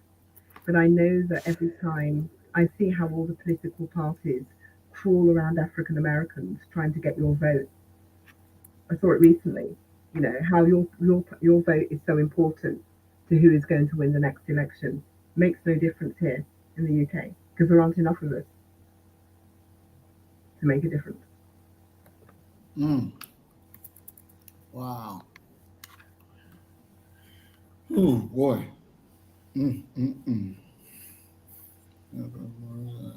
Guess you are a part of the 1%. Wow, 1%. Ain't that something? 1%. 1%. You know, and I'll say this,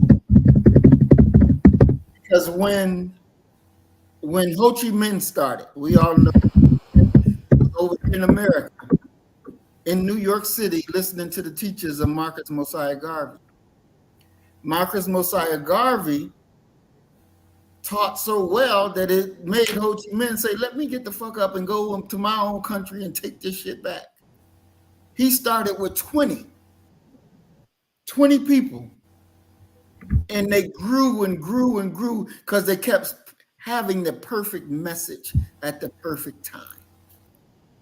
Next thing you know, they wound up beating the French and the Americans.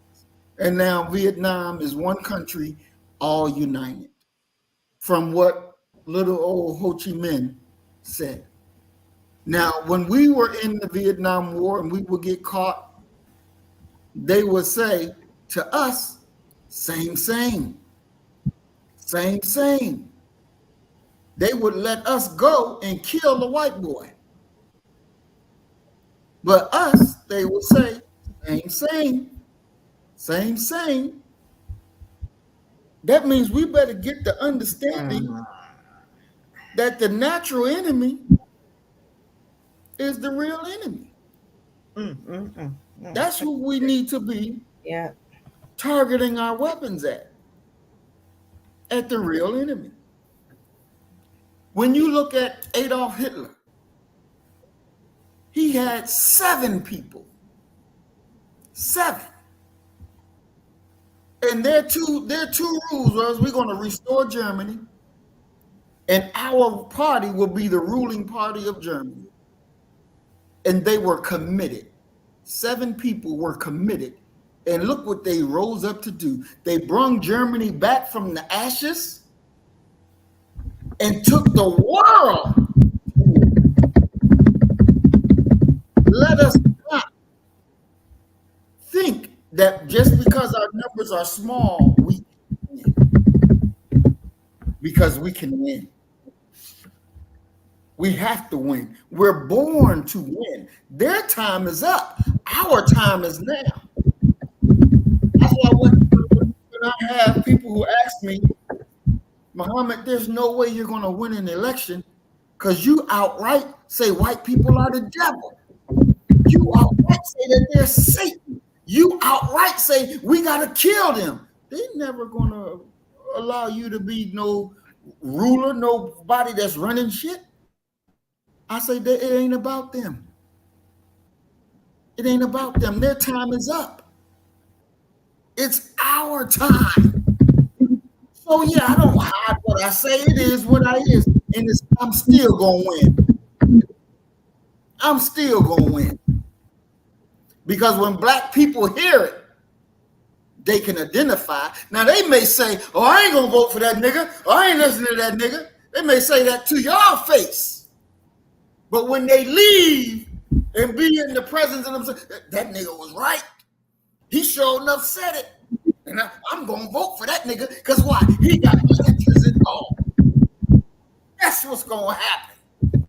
But if I listen to the cowardly niggas that say, don't say this, don't say that, don't do this, we'll never get nowhere. I'm born with a purpose, and I'm going to fulfill that purpose. Ain't no punks up in here. We got to do what we got to do. We got to tell you where you got to go. That's the mandate that we live under. And I know when our brothers and sisters over there in Britain, over there in Jamaica, over there in Africa, when they see what is done in America, they're going to look around and say, oh shit, a new day is here. We're going to do this a different way. We ain't going to take this bullshit. And it will enliven, it will cause a fire in them to burn. Get up off the ass and let's get the shit done. We are born for battle. What I tell y'all when I was in Nashville, I said, look here, I'm going to lead you into battle. I'm going to lead you into war. That's what I said. That's what I meant. And that's what I'm doing. We ain't born to sit around and take low. The hell? We are God's nation. So why in the hell are we going to sit around now and just take slime from this evil bastard? Why would we do that? Hell no. Our God wants us to fight, and he'll guarantee the victory. He'll guarantee the victory. Hell, I pray every day. Allow me to be the weapon in your hand. You ain't gonna find me punking out. That's not who we are. That's not what we about. We born to get it on. We're born. See, the enemy don't want to meet us. He don't want to meet us. Because we're going to give him everything he's earned. Everything. And we're going to do it with a smile. Because it delights our God and it delights us. You have earned destruction. You ain't earned no love from us. And for you silly niggas, why do you love the enemy? That damn bastard gave you hell every day of your life. Why would you offer them love when they drive you out? Have you no sense at all? Give them motherfuckers what they give you. That's the time of day that we're in. Give them the hell that they want to give you. Don't give them no damn love. Don't give them no fucking respect. Give them death. Because they work to give you death. They look to give you death. When you ain't done nothing to them but been a good slave for them. Oh, it's coming. It's coming. Trust and believe. It's coming. Because y'all cry for this race war every day. Oh, we want a race war. We want a race war. Yeah, you keep crying for it. And you're going to get what you're looking for. You're going to get what you're looking for. It's just that simple. Ain't no ifs, ands, and buts. It's just that simple. You've earned this. You've earned it. So you should get what you've earned. Hell, you'd be a fool thinking black people gonna love you all our life. The fuck? You had time after time to get it right. You refused to get it right. Don't think we gonna be so dumb to want to be your brother. That shit died with Dr. King. Because that was never of God in the first place. That was never of God in the first place. Not the God we serve. Not the God we serve. So we're not going to punk out during our time. It's not going to happen. You can kiss that shit goodbye. It ain't going to happen. I found the videos, Brother Morris, of yes, ma'am. Go ahead. Yeah, I found the videos of the black boy kissing the foot of the white boy and the young Sikh Asian British boy fighting back the differences.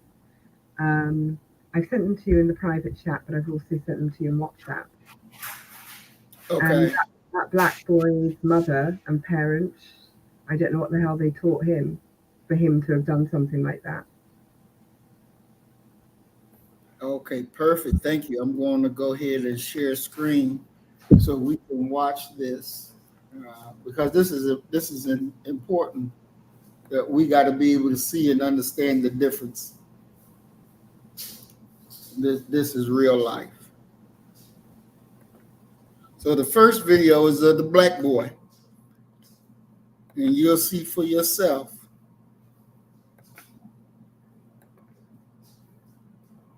and you want us to love you.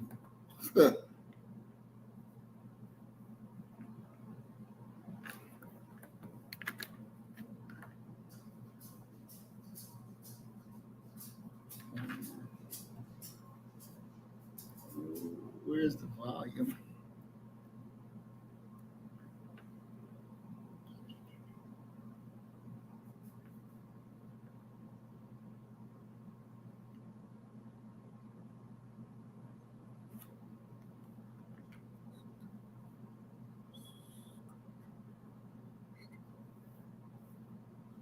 Can y'all see the video?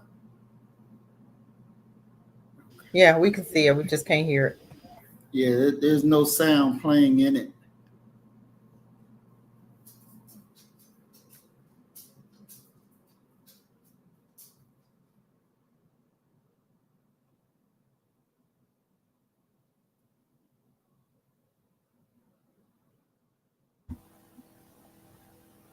Yeah, that don't work.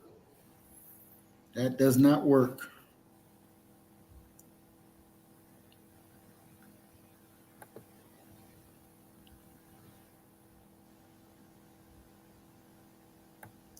Now I'm going to share the video where the Sikh boy.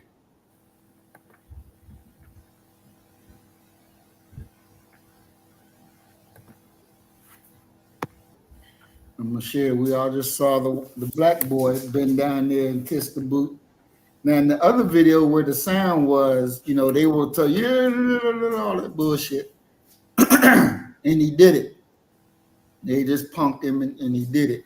Now we're going to watch the Pakistani boy and how he deals with it.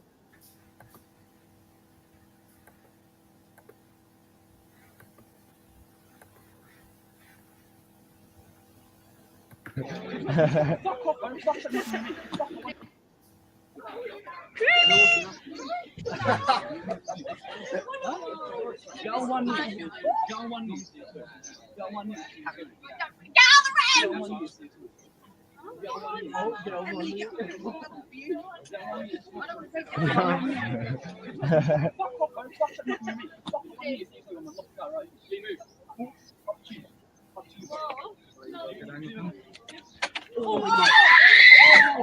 you fucking mad? Are you fucking mad? Are you fucking mad? Are you fucking mad? Are you fucking mad? Are you fucking mad? Who was one with your fucking oh my god! Oh! Right back, innit? Fucking prick. And you see there? I see the difference.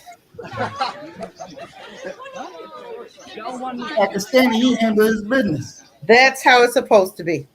Exactly. Period. It didn't matter how many of his friends were around there. He handled his business. What the other dudes do, they back down. Exactly. That's what we have to understand, family. Mm-hmm. Don't matter who's around them. Those people are cowards. They are nothing without their groups.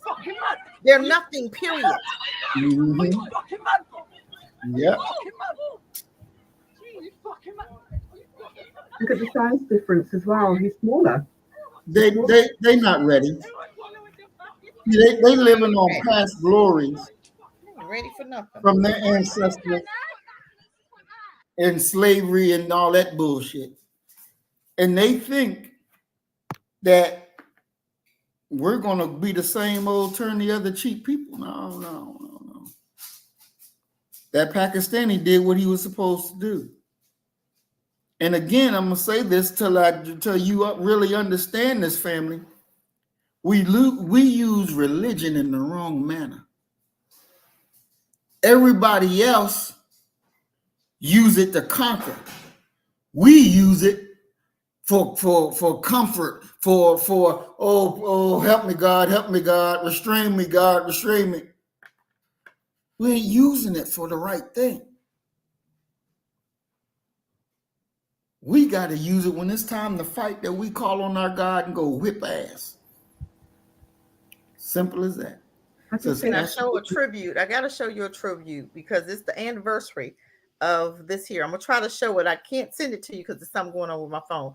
But do we remember this? Hold on, family. Hold on. Do we remember this? Do we remember this?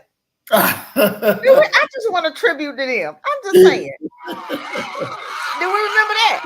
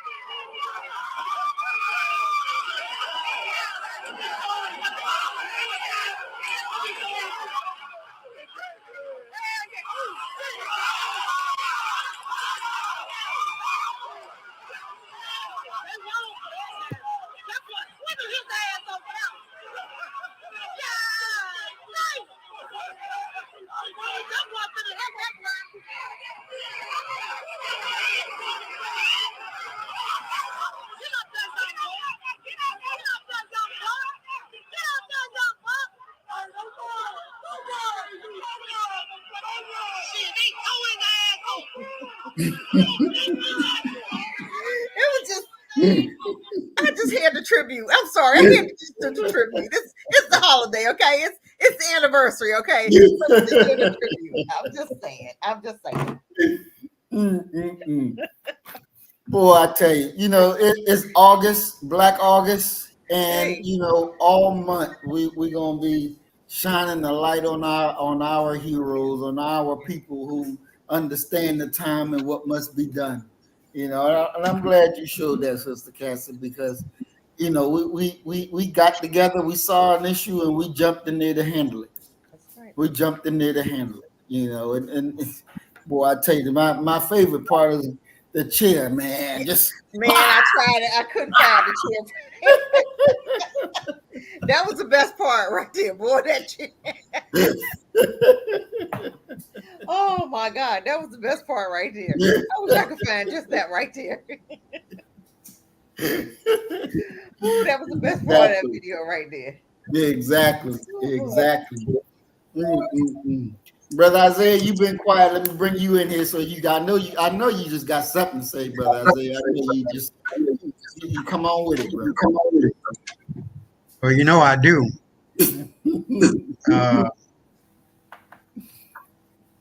I don't know where to start, but I don't know where to end. Kill them. The idea is that when I look at America or Great Britain or wherever other black folks are at, and I look at the Dominican Republic, there ain't no motherfucking way in the hell they're gonna be doing that shit here. I'm telling you, they come here, they're the nicest people you ever want to meet. Hi, how are you? Oh, you're Dominican. Do you speak English? No, I don't, sir. I'm speaking Spanish, but no, I don't, sir. But how are you? Broken English. Man, I'm telling you, these motherfuckers about the wickedest bitches that you could ever want to see. And you seen that in the 1960s when black folk got sick and tired of being sick and tired. And they whooped that ass in Georgia, Alabama, Mississippi, Texas. Kennedy called out the National Guard to quell the situation. And the Big Six, them bitch ass niggas, call themselves to be the black leader. They were the black sellout. And we went through that already. Malcolm X said it. I didn't say it. Malcolm X said it. He knows he was there. I was born in 72, motherfucker. That was long before me. You know what I mean? But the idea is still the same. We cannot afford to be peaceful and quiet when somebody else is beating you across your motherfucking head talking about, this, that, and the other. You know how white folks, my white folk get. And we showed up and showed out. But the Big Six, through the wannabe Jew talking about we're on your side, but they really wasn't on our side. They were secretly monitoring our movement and our thoughts We putting it back to the Republican Party, whatever the party that was conservative at that time, and to white folks and want to be in charge of something. But uh, the civil rights movement wasn't a black movement; it was a white movement with black faces on it. There was never a time where we needed a civil rights bill. That was the Indian Civil Rights Bill in 1968. We had our shit, but we did not know what that was in 1868 or 5, whatever the hell it was. We got to be able to know how to maneuver politically, economically, spiritually, and if necessary, physically. There's never a time where it's wrong to shoot back. We've seen our ancestors who were influential with King or with Malcolm X, the brother who wrote the book Negroes with Guns. Mm-hmm. A lot of our people got inspiration from them, and then when they got to the point of shooting back, we talked about this on your show. Did they go to jail? Mm-hmm. No. The judge said you had the right to defend yourself. So if you see some crackers talking about all this bullshit, we're gonna come to your neighborhood, we're gonna do this. No, you ain't coming up in this motherfucker. Mm-hmm. You're gonna be met with some bullets and shotgun pellets or whatever the fuck else, just like our Black Panther did, just like the Crips and the Blood did. That wasn't no gang for drugs and shit. The Crips stood for community resistance something, and then the Blood too. So it wasn't about uh, drugs and gang banging and all that shit back in the day. They were about protecting our women, our children, our community against the onslaught of the KKK movement.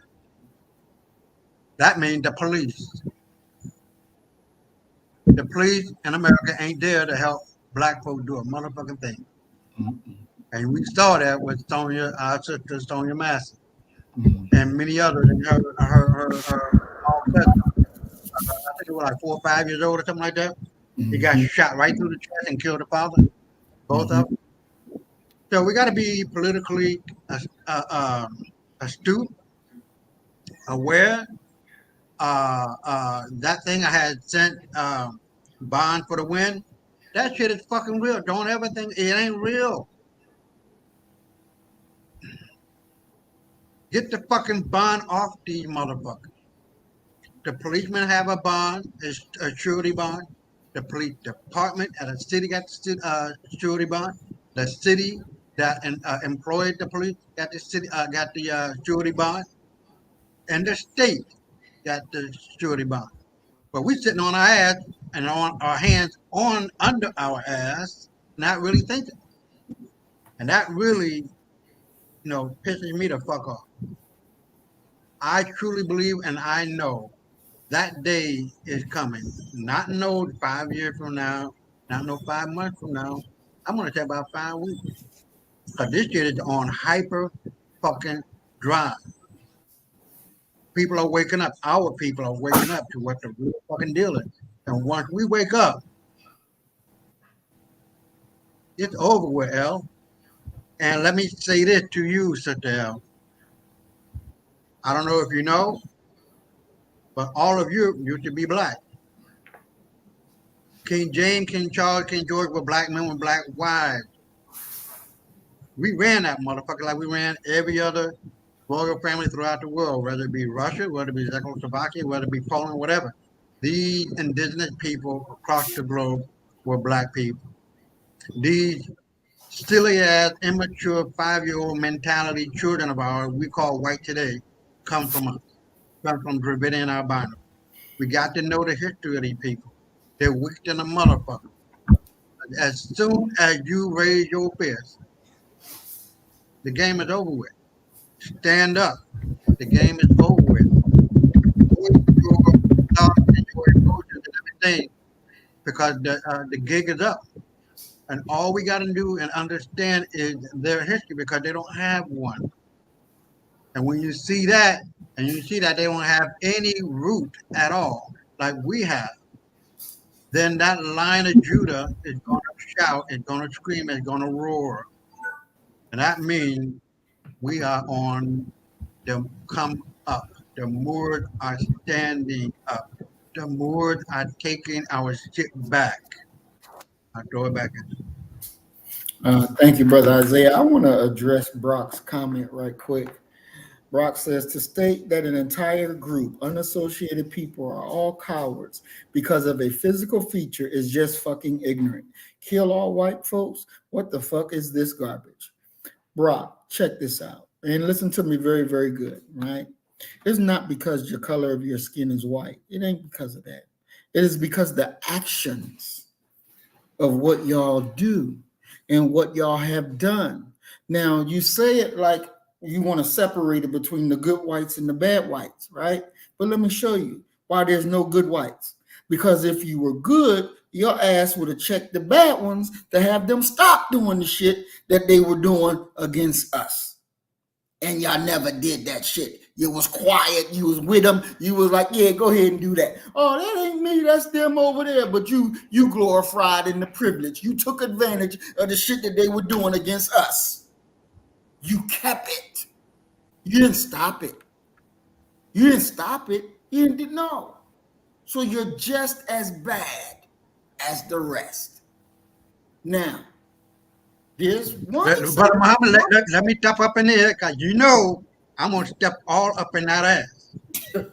Brock, if you are white, European, Anglo-Saxon, Caucasian, your mama, your daddy, and all the previous generations before then, and now you have been brainwashed into believing a lie that has never taken place. Being white, Brock, just started in 1680. So you really have no history. It formed into a concrete ideology in 1880, starting with the false notion of a lost cause. Then that evolved into Daughters of the Confederacy. You see, you have no history, Brock.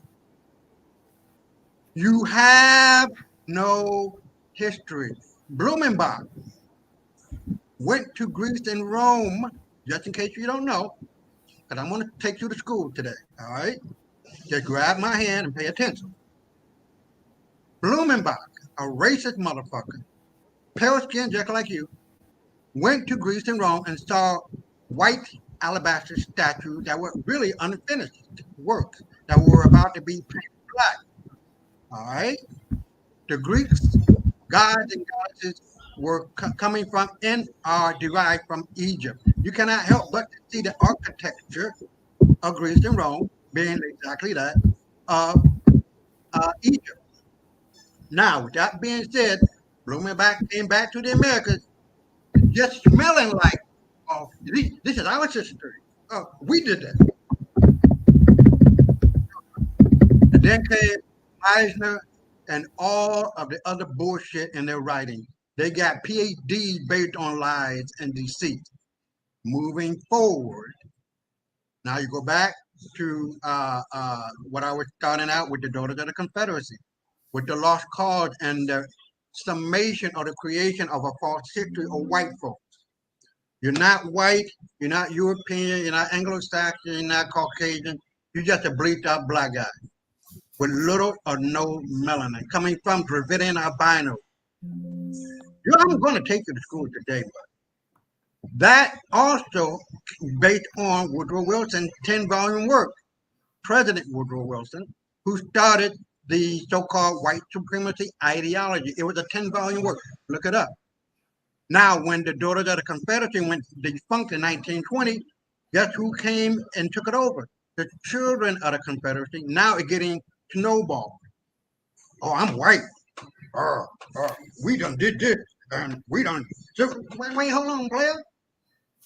We civilized you white folks 3 times. Once in Egypt, once in Greece and Rome, and now. So, like baseball, strike 1, strike two, strike three. There's no more. You guys cannot be civilized because you don't understand the definition of it. You have created nothing but havoc upon the earth. And I wish I could bring up that photo of this white man in the ocean with everybody blood in it, whether it be whatever nation.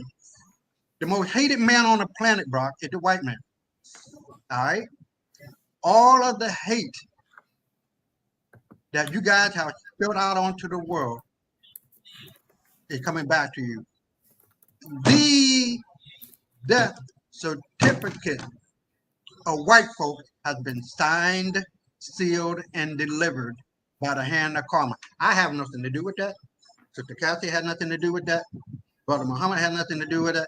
It is the sins of the father and mother, motherfucker. That if they don't get it, the children get it, motherfucker. Do you understand that? You bastards have not contributed a motherfucking thing but the 4Ds to the table of our humanity. Death, destruction, disease, and despair. I would advise that you go to Amazon, look at my book, The White Man's Burden of Lies and Deceit 1 and 2. There are e-books. It's going to tell you all about what you need to know about you. You motherfuckers ain't shit. Nothing. You have not created not one civilization, not one world religion. But I would tell you this. You are not black first. You people are the Satan, the devils, and human skin. Now let me define that shit for you. The devil is the 7 deadly sins: greed, gluttony, sloth, envy, pride, wrath, and lust. You guys are just knee deep to a Gover's asshole in that motherfucker. And there's no repercussion. There's no how you say it, culpability. There's no you guys don't suffer nothing from it.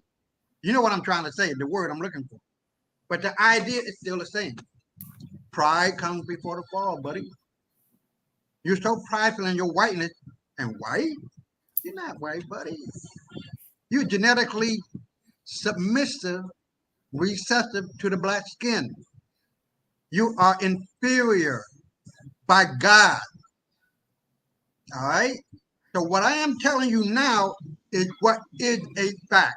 I give no fuck about your mama, about your daddy, your grandmama, your granddaddy, going all the way back 150 years ago. None of you motherfuckers ain't shit. Because all of that and all of the hate that you got in you and all of the wannabe, I'm nice, I'm not like, man, fuck you. I'm here to tell you that I'm reading, writing, and erasing your motherfucking ass right now on this show. And I'm here to tell you, you bitches ain't shit. You walk around and act like, you know, you this, you that. We civilized you motherfuckers 3 times. And now you want to act like you are the most civilized motherfuckers on the planet? Are you kidding me, buddy? Are you fucking kidding me? You have no culture. You have no language. White folks just started speaking 1,000 years ago. The idea of civilization and a ship comes from the technology of black folks. The Vikings were black, buddy. Black folks started the 13 colonies. King James was a black guy, buddy. We wrote the Constitution. The Constitution is based on the Magna Carta that was signed by King James and written by black folks. The Ill Coordination Constitution is what our United States Constitution is based on, buddy. So, and all of that, and all of what you might want to believe that white folks did is a bunch of motherfucking lies and deceit that you have been believed in. You have no foundation. You have no civilization. You have no writing that is of any importance because all of that you got from black folks. I rest my case. All right. Thank you, Brother Isaiah. Sister Cassie, do you want to get in here? Oh, I think he said enough. I think he got the point. Well done, bro. Well spoken. I think but you know what? folk like that, they'll gaslight and they'll come up with all kind of excuses because his family has lied to him his whole life. And he really think they built something. He really believes that they came from something. He really believes that, but you have to understand, when your folks had lied to you, the history books had lied to you, they got you believing you something. Something that is a nothing, a whole lot of nothing. Ain't discovered nothing. Everything they got, they stole from somebody else. And they sit up there talking about get out of my land. Bitch, go back to your land. Your land is over there in the Caucasus Mountains, baby. You ain't And this motherfucker said, wait, hold on, baby. This motherfucker said, what the point? The point is you ain't shit, motherfucker. I told you he didn't You get come it. from shit because you talk shit. You talk shit because you come from shit. That's I it. told you he'll never get I'm it. here to hold on, baby, hold on. I'm gonna read right and write this motherfucker right now. Because this motherfucker I still believe. No. Socrates, Aristotle, all them people were black philosophers. And even if they were not, they weren't white. You gotta understand everybody on this motherfucking planet is black. The black man and woman is the father and mother of all of humanity. This All so-called of white humanity. bullshit, this white bullshit, stop that bullshit. Because all you doing is just burying your own ass, right? Because I'm here to tell you, the sins of the father and mother falls upon their children. Your days of want to be superior and all this other bullshit, that's been gone a long time when you first started that bullshit. You know why, buddy? You know why? Because evil always destroys itself in the end and those who partake in it. Always, ALWAYS, and always, ALLWAYS.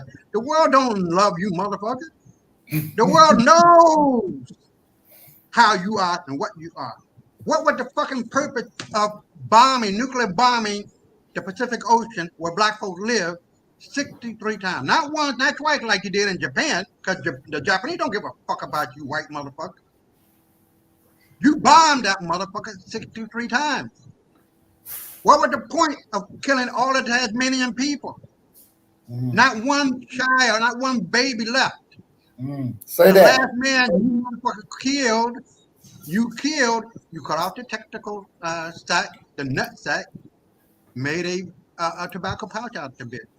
What's the point of having over 30,000 decapitated black heads in European museum?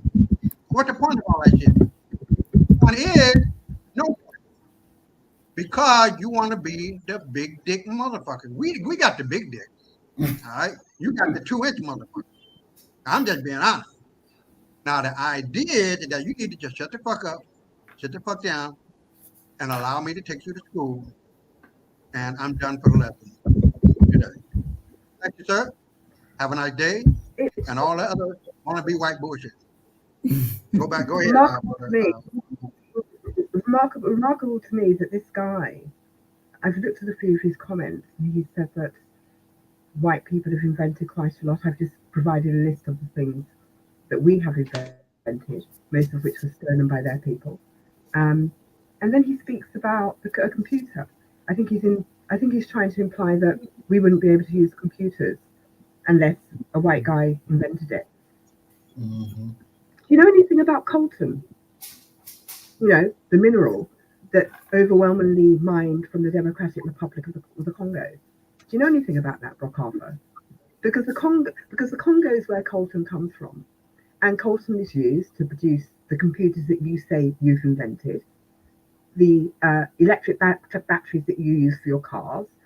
It's used for your mobile phones, your tablets. It's used for your jet engines.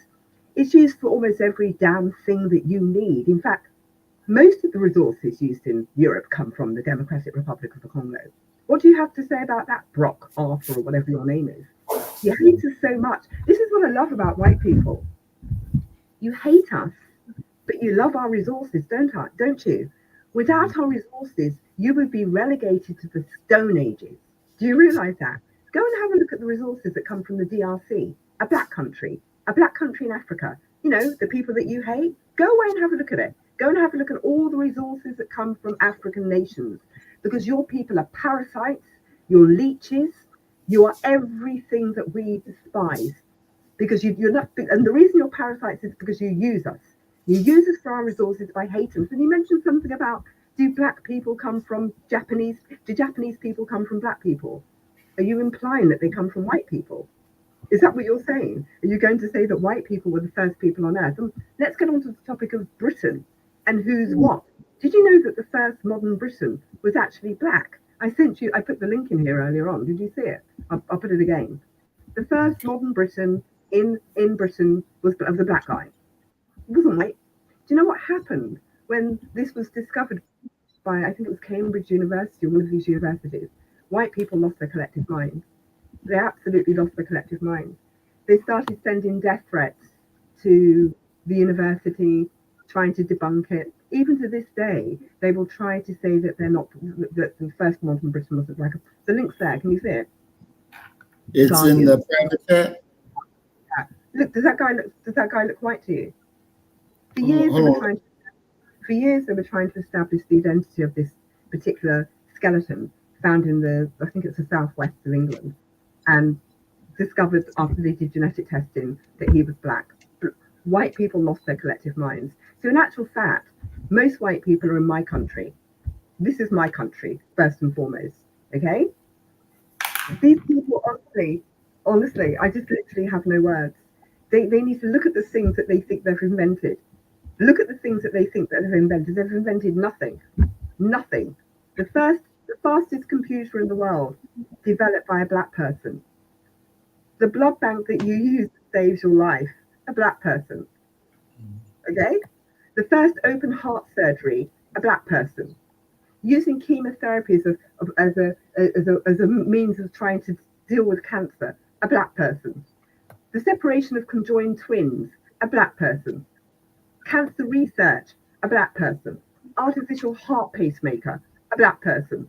Cataract surgery, black person. X-ray spectrometer, black person. I created an entire list of the things, and I couldn't even cover all of them.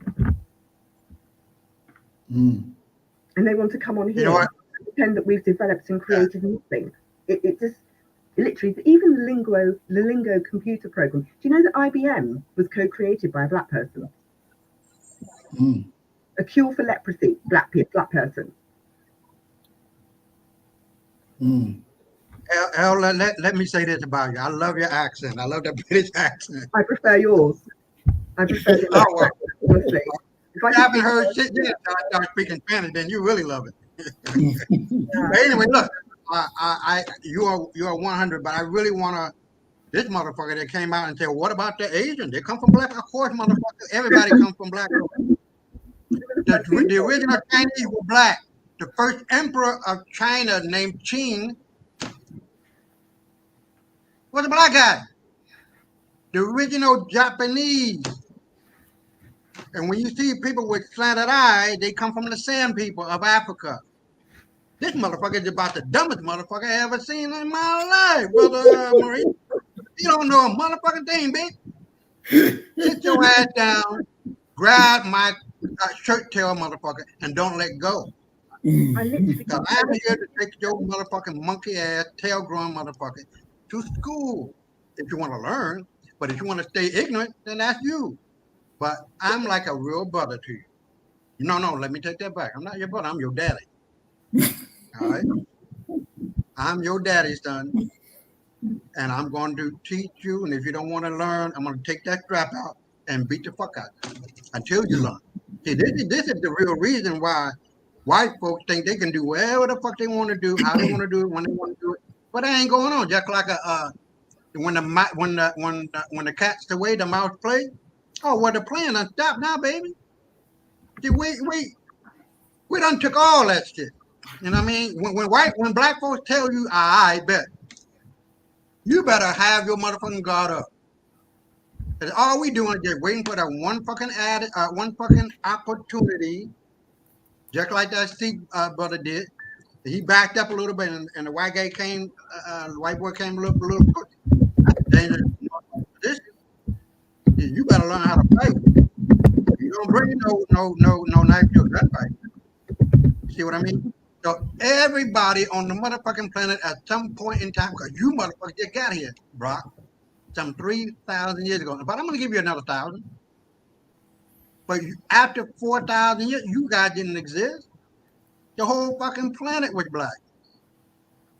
Big ass fucking devil. And I throw it back at you, Brother Murray. 250,000 years old, black people are. White people are 50,000 years old. But you know, Brock, I just looked at the comments and you said again that white people can't be totally useless. It's not about your utility, though, is it?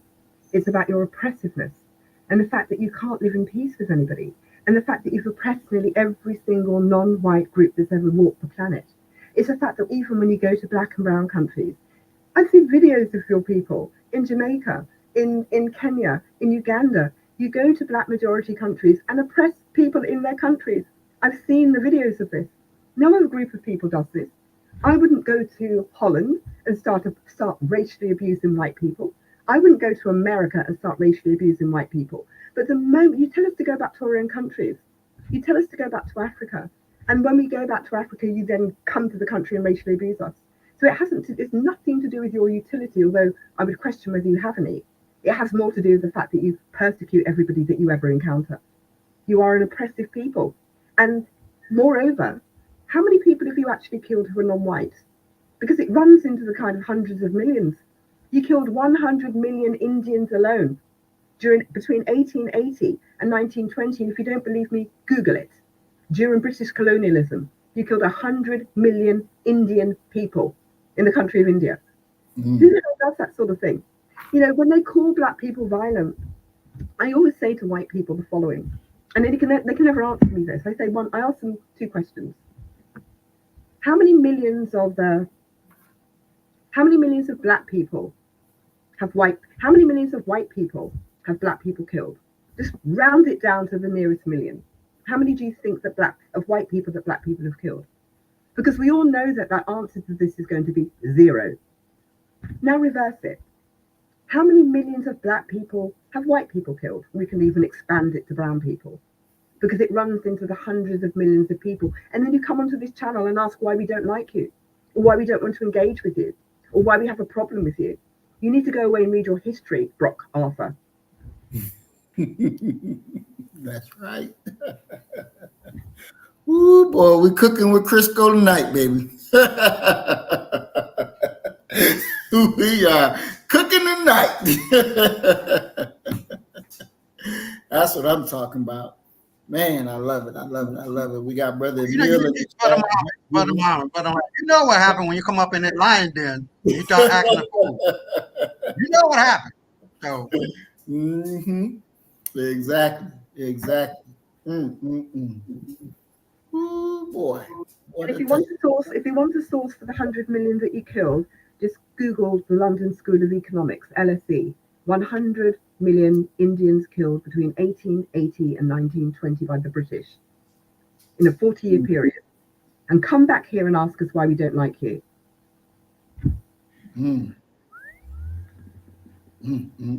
Well, we got your history today. and not afraid to tell it to your face. Not afraid to tell it to your face. And if you think he missed something, he can play the replay. Yeah, exactly. And we're not even counting the people that were killed in the Democratic Republic of the Congo by King Leopold II. The Kenyans killed under the British Empire. The first concentration camps were not in Poland. They were not in Poland. They were in Namibia, Southwest Africa, which Germany then used as a template for the Jewish people. So these people don't know their history. They don't know their history. Exactly. They were barbecuing black people. They were barbecuing black people alive in both Kenya and also in Namibia. You know, I look at what's going on in Israel and I think to myself, wow, that is some depravity. I've simply, it's unparalleled. It's unparalleled depravity. But then I look back at what the British have done and I think, wow, it's just the same. They're the same people. These Europeans, they're the same people. Wherever they go, the depravity follows them. This depravity, the way that they treat black and brown people, it's a sickness. It's a pathological sickness. Because we've never done this to you, Brock Arthur. We've never done this to you, Brock Arthur. Never. and you want to ask us why we have a problem. Because ultimately we want to be left alone. But you can never leave us alone. You can never leave us alone wherever we are in this world. Even when we were minding our own business on the African continent, you came there and stole us away from our land. Mm-hmm. That's right. When were the oh, look at this. When were the barbecue people in Kenya? What year? It was the 20th century. Google it. You know what? There's no hope. When were the barbecue people? See what I mean? Unparalleled There's no hope. wickedness. You're literally proving my point, Brock Arthur. You're literally proving the degree of kind of like pathological sociopathy. You're just demonstrating this.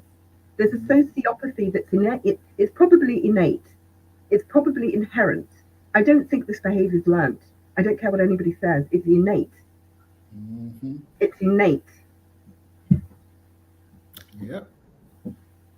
Who says that sort of thing? The barbecue people. He says the barbecue people. Wow. Mm-mm-mm. You know, and then don't forget what they did. I wrote a poem about the lynching of, because I write, and I wrote a poem about the lynching of Claude Neal, which happened in America. Of course, it was the worst lynching in American history. Mm-hmm. And I read it to some white people, and they were horrified by it. But it was the truth of what they had done, and I wrote it from the perspective of the white gaze and how they perceived black people as meat and skin and non-human entities. So, you know, I mention this because it reminds me of how literally how I wrote the poem is how this Brock Arthur is acting, the barbecue person or whatever. Here we go again. Now we've got allusions to intellect here. They always refer to the IQ, don't they? They always go back to the IQ question as if they've got high IQs. Maybe come to my road, see how many people in my road have got high IQs and are white. Very few.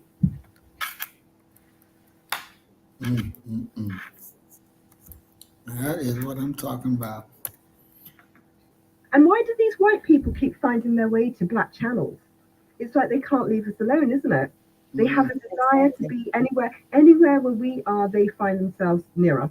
I don't find my way onto white supremacist websites and forums. If white people are having their discussions about how they believe black people to be inferior, do you see me going onto their channels and intervening and interjecting? No, but they always find their way to black channels, like leeches. That's right. That is right. All right, family. Well, we are at our time for tonight, and this has been a wonderful program. I want to go back here, and I want to welcome Brother Emil to the program. Peace and blessings, Brother Emil. We're glad you made it. Who else did I miss? I think I saw Brother Willie. Yes, Brother Willie Rivers to the program. Peace and blessings, Brother Willie. Who else? And I think I saw Bakari. Brother Bakari, if you're still on.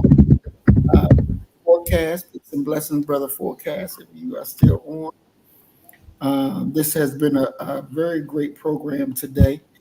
If you missed it, go back and hit rewind while it's still available, because I guarantee you we will get a strike and this video will be gone. We know this is what they do. They don't like all this information now. That's the sad part about it. Oh, we didn't say nothing about the juice now. We didn't say nothing about the juice. I think you'll be all right. And one thing you're going to find here, and I love it, we're not afraid of the cracker. That's right. We have to shine when we can. We have to enlighten every chance we get. We have to enlighten no matter what. And hopefully, Brock got some education that he can take back to his. Don't come over here trying to teach us. We got this. How the teacher going to teach? How the teacher going to become the student? Get out of here. Go over there and teach yours now. You got some information? Have a great day and go educate your own. Because you can't tell us nothing over here. We've been around y'all too long. We know you from the back of our hand. We know what you're going to do, know what you're going to say. We know how you think. Yep. This is love that you find here, Brock. Nothing but love for our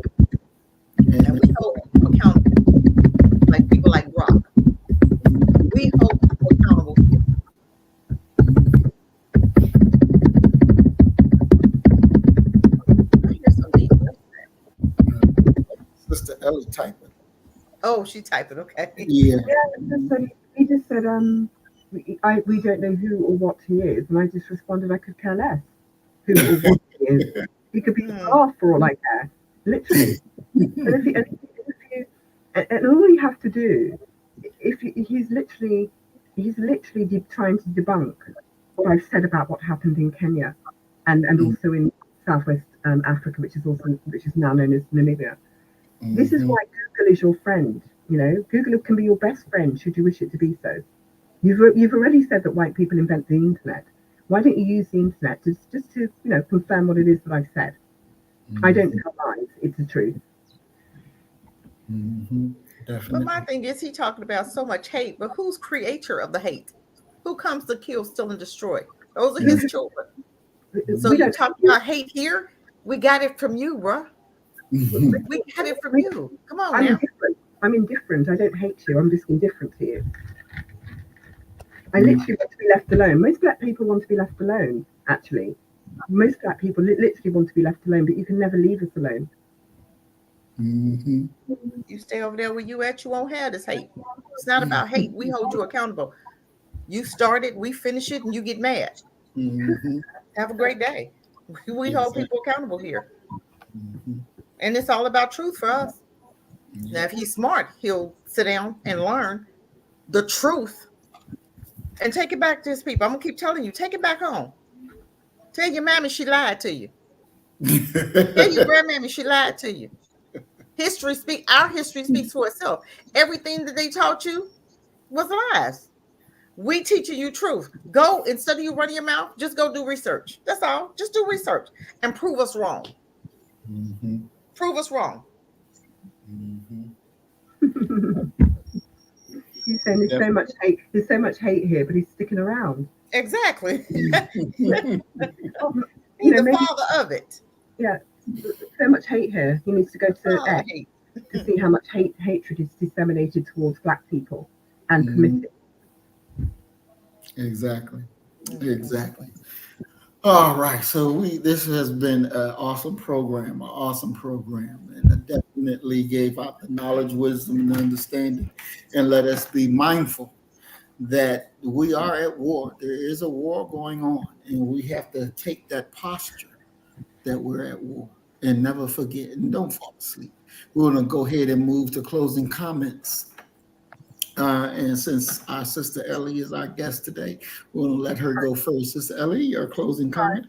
I'm just really glad that I've reconciled with the people I had a little tete-a-tete with earlier on, and that we're all one family again. I'd love to come back. I'm not, what's the word, thin-skinned, but I suppose the camera, I don't know, I just get a bit like, because you know me, I can be forceful, you know, but I just want to try to find a way for us to have some sort of communion, black African Americans, black people, to find some way, because we're a whole ocean away from each other, and maybe we have much to learn. You know, I know that when I first communicated with you, when I first went in contact with you, you have a few problems with Caribbean people in your country, don't you? They're a bit uppity in your country. And I try to explain to you that we are not seen as a model minority in Britain at all. Caribbean heritage people, not in the least. So I don't know. Where do we go? What do we do? How do we kind of? I would love an answer to I like to call it the European white problem, by which I mean, how do we get this thing off our backs so that we can live in peace, so that we can live unmolested, you know? And I think the conclusion I've come to is that they will never leave us alone. They will never let us live in peace, and they will never not seek to destroy us. I truly believe this now. I do.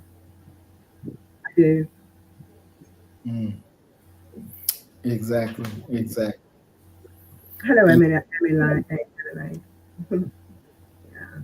I don't know. We've got a lot to learn from Black Americans, that's for sure. Definitely. Thank you, Sister Ellie. Sister Cassie, your closing comments? I am so glad that my sister was on here. Come Mhm. on back, continue doing your great work. Come on back and see us again. But I hope and pray that we are ready for what's coming because we got a lot of Brocks over here. Okay. And we're going to have to show Brock and his clan what we made of. It's Mhm. time for them to understand we tired. We're done putting up with a whole lot of craziness. You stay over there, have a great day, and we good. But you can't do that, can you? You always got to come into black spaces and try to educate the educator. All you can do over here is learn. Be silent and learn. Because what you've done to us is coming back to you. The drugs you put in our neighborhood, you see the opiates and all that's going on right now? That's because of that. The Planned Parenthood that you put in our neighborhoods, that's why you're not reproducing. Let's be honest around here. Everything you do to us, every time you murder us, you have a school shooting. Remember that. Let's look around. If you want to be educated, come here, be quiet, and learn. But I am so glad that we are here today because he needed to learn that. He needed to hear that. And maybe he'll go and do his own research. Then come back and tell us how right we were. Because we know his, we lived it. We live it every day. But then they come and gaslight, tell us what we not experiencing. But you're going to experience it before you leave here. Because them immigrants coming. And the one immigrant said, you're going to find out. They asked him on national TV, what you doing here? He said, you're going to find out.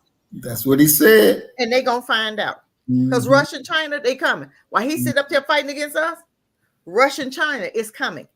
And America, when you're under judgment, you can't do that. You can't fight that. I don't care how many ammunition. I don't care what kind of ammunition you got. When you are under judgment, you are going to fall. And that's what's happening now. That's what's happening now. They fallen. They're done. And they fighting for their life. But you can fight all you want because you're done. Done. And we will rule. That's right. I rest my mic. Thank you, Sister Cassie. Brother Isaiah, come on in here, brother. Your closing comments. Do you really want to hear it?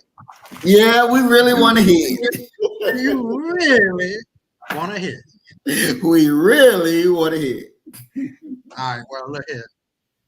Joe Smith said, I'm white and I'm proud of being white. There's nothing wrong with that. But not at the behest or the negativity or the demise of other people. Learn to behave properly when you're sitting at the table, international table, and conduct yourself the way you're supposed to conduct yourself. Ain't nobody got to kiss your motherfucking ass. Ain't nobody got to kiss your funky, shitty, pissy ass. Because we learned one thing, that evil always destroys itself in the end. And you got to learn too, Joe, that we civilized you people 3 times. We taught you how to take a bath. We taught you a lot. Now, Sister Cassie, you brought up what was that? The place where you go to have your abortion. Now, I done found out. This was a couple of years ago. I'm glad you brought that up because now we can look at it for what it is. Out of the 50 states that reported, Sister Cassie, 38. I'm out of the 50 states, 38 reported as to the percentage of white women and black women who were aborting their baby. Out of the 37, 32 white folks led the abortion rate, the death of their own baby. Only 5 of those 37, which is 5 and 32, that'd be 30. Out of that, it's only 5. But the black woman wasn't leading by that much. So there's a whole lot of things that are being told that's not true. You can't listen to white folks telling you this, that, and the other, because more than likely, it's not true. And my last thing is, with a name like Smuckers, it has to be good. Now, with a name like Brock, you gotta be white. I rest my case. I hope you use this time to get educated. That's all I'm gonna say. Then come on back and tell us how right we was. No, he won't. No, he won't. Because white folks can't take it. They can't take that they were animals living amongst shit, their own shit, and their own fucking bonding animals and fucking them. Fucking a whole group of white folks fucking each other, shitting and pissing on each other, eating us, swallowing it back up, vomiting it back up. They can't deal with the fact that there are brothels throughout all of Europe where they go and have sex with sex dolls and animals. I rest my motherfucking case. And let me tell you this story. When I was in college, I had a white roommate. And for whatever reason, you know, we were like this, sitting right next to each other, right? And I was studying, doing my thing. He was studying, doing the thing. And I don't remember what the whole conversation was about, but he just leaned over and said, boy.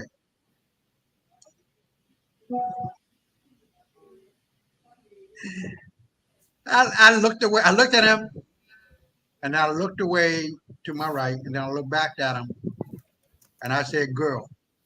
He shut the fuck up. He had nothing else to say. All right. So no, these motherfucking little game they play, like I smacked the shit out that boy in fifth grade, calling me a nigga, and he never called me no nigga again. He said, sir. I beat the shit out that motherfucker. The one white boy I couldn't beat, I got a bigger white boy because I was playing hockey. I guess you're like, well, damn. So he said, this little nigga play hockey. We like this motherfucker. We went and got. I went and got this big ass. Well, he was big to me. I was in the fifth grade, but anyway, like a junior in high school. And he looked at me. He was like, "I said, what's wrong, man?" I'm like, "This motherfucker fucking with me." I said, "Where he at?" He didn't waste no motherfucking time. He came back to the kid dorm, you know, the fifth grade dorm where we were at. Because you had the, you know, the upper grades and all that. I had their own little dorm. This motherfucker, he was still in the bathroom waiting on me to come back. I said, I told that motherfucker, stay your ass right here. I'll be right back. I came back with that big ass country motherfucker. He grabbed that motherfucker. I mean, he put a bear hug on that bitch. And I grabbed my hockey stick and I just wore that motherfucking head out. I swear forgot. I ain't lying. On my mama's grave, my brother. I swung on that motherfucker. I was trying to knock his goddamn brains out. It was back in the it was like 83, something like that. He don't even I wasn't gonna give him a fuck. It was 1920, bitch. You ain't doing me like that. No, baby. We ain't the Israel family ain't cut like that. No. And my family, my mama and my daddy, they said if anybody come fuck with you, fuck them up. And we'd be right there behind that shit. Well, he touched my son. Well, he got fucked up. Well, and I remember the other guy too. I stabbed that motherfucker. He was winning. And we were wrestling on the ground in some kind of a school laboratory. I don't want to make it long. And he was winning. And somehow, some way I got on top of him. And I said, man, fuck this shit. I was reaching up trying to grab something. I grabbed a pen, I stabbed that bitch in his fucking eye. He didn't fuck with me no more. He didn't fuck with me. I swear to God, that goes after my history. Now the dean came and I thought I was going to be arrested, man. I was like, but I said, well, something in my mind said, well, calm down, cuz. Yeah, all right. He deserved it. He They took deserved that everything motherfucker he to the got. hospital. I guess, I don't know if he lost an eye or not. I didn't give a fuck. I said, don't fuck with me. Well, go ahead. Brock, I'm telling you, leave black folks alone, man. See, y'all got his ass whooping coming. It's here, and it's getting worse every fucking day. Calm the fuck down and stay in your house, bitch. That's all I got to tell you. I should, yeah, just call that motherfucker bitch. No, I'm sorry. Girl bitch. Joe Smith says, No, now you cool. Now you cool. Now go ahead, go to Amazon, look at my book, The White Man's Burden of Lies and Deceit, book 1 and 2. They're gonna tell you about you. All about you. And your funky ass daddy, funky ass mama, and all of everybody that came back 150 years ago to the present moment. Because y'all ain't learned shit. I'll throw it back at you. Thank you, big bro. Sister Ellie, you had something you wanted to say real quick? Yeah, no, just very quick. I saw a comment by Joe Smith saying that his people control ours. I think you need to worry about your own fertility rates and your own sperm rates and all of those sorts of rates. Don't worry about us. Worry about your own fertility rates, because by the rate that you're going, there probably won't be many of you left to control us, will there? Mm-hmm. Is that why you're even trying to block out the sun? Have you heard of these white billionaires? Google it. White billionaires trying to block out the sun because they can't even deal with the sun's rays, and he's worried about controlling us. Mm-hmm. You're scared of the sun. You're literally scared of the natural earth. Really? Mm-hmm. That's right. Natural earth and says he can control us. You can't even control your own ability to exist in this natural land. Mm. That's right. That is right. All right, family. Well, I want to thank everybody for joining us today. Thank y'all for staying overtime with us. We went 36 minutes, about to be 37 minutes over, but we had an excellent program. I want to thank Sister Ellie for joining us. I'm always happy when our sister from the UK is here with us. I want to thank Jughead for being here with us. I'm always happy when he's in that chat room as well and he calls in. Because we are a universal family. We are a universal family. And you have to understand that because we got work to do to destroy the enemy. The enemy desires for us to be at one another's neck. Not here. Not here. We love each other here. And we can't wait. Just like y'all showed up, these crackers showed up in the chat room today. You don't find us running from you. And we'll handle our business with them. That's Trust right.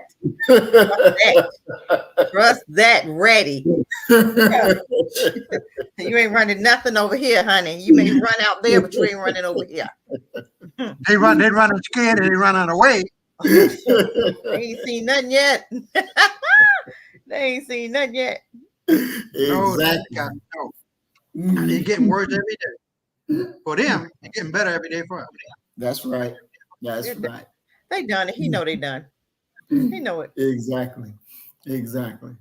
So, all right, family. Well, we love y'all. We thank you all for joining. And again, if you joined at the end, go back and rewind it and watch it while you still can, because I doubt this bad boy stays up. They're going to take it and pull it. You're going to be all right. Don't worry about it. It's going to be fine. Yes, definitely. This one got to stay up. This was a good educational program for them. So it's got to stay up. Yeah, look here, Brother Muhammad. Look here, Brother Muhammad. If my shit that I done said last night is live and on YouTube, Rumble, and X, I know motherfucking well your shit don't last. Well, I'll tell you, when I was watching Brother Isaiah, I said, oh boy, them crackers, they're going to take this shit down. Real, they're going to give him 3-4 strikes at the same time. No, put it on Rumble. Put it on Rumble. What about Rumble? Put it on there. Yeah. Rumble. Yeah, Rumble, WMB show, YouTube, the WMB of Lies and Deceit, and on X, Isaiah Israel 15. Yeah, but put your video, Morris, on Rumble. I'm gonna definitely try to get it up there, because I did have it where every time we did a video here, it would automatically upload on Rumble, and then something happened, so it stops automatically uploading. So I'm gonna try to upload it on there. As soon as this one is over, definitely, because this is a really good video. Yep. As I said, this is August. This is Black August. Yeah. This is our time, and so we're going to be doing programs that's going to make sure we highlight our heroes, our sheroes, to give you motivation to get up and go do the things that is necessary that needed to be done. August is our time. August is our time. You know, the goddamn people who want to be Americans, they can have February. That's they fucking. They can have that bullshit all they want. August belongs to us. Yeah. Black August is us, and it is what it should be. And we're going to celebrate all month long. We're going to celebrate fucking all year long because it is our time, and we're going to make it happen. We're going to make it do what it do. So as we always say, you kill the nigga in you, I'm going to kill the nigga in me, and our God will reign supreme. We are Black First. Today, tomorrow, and forever.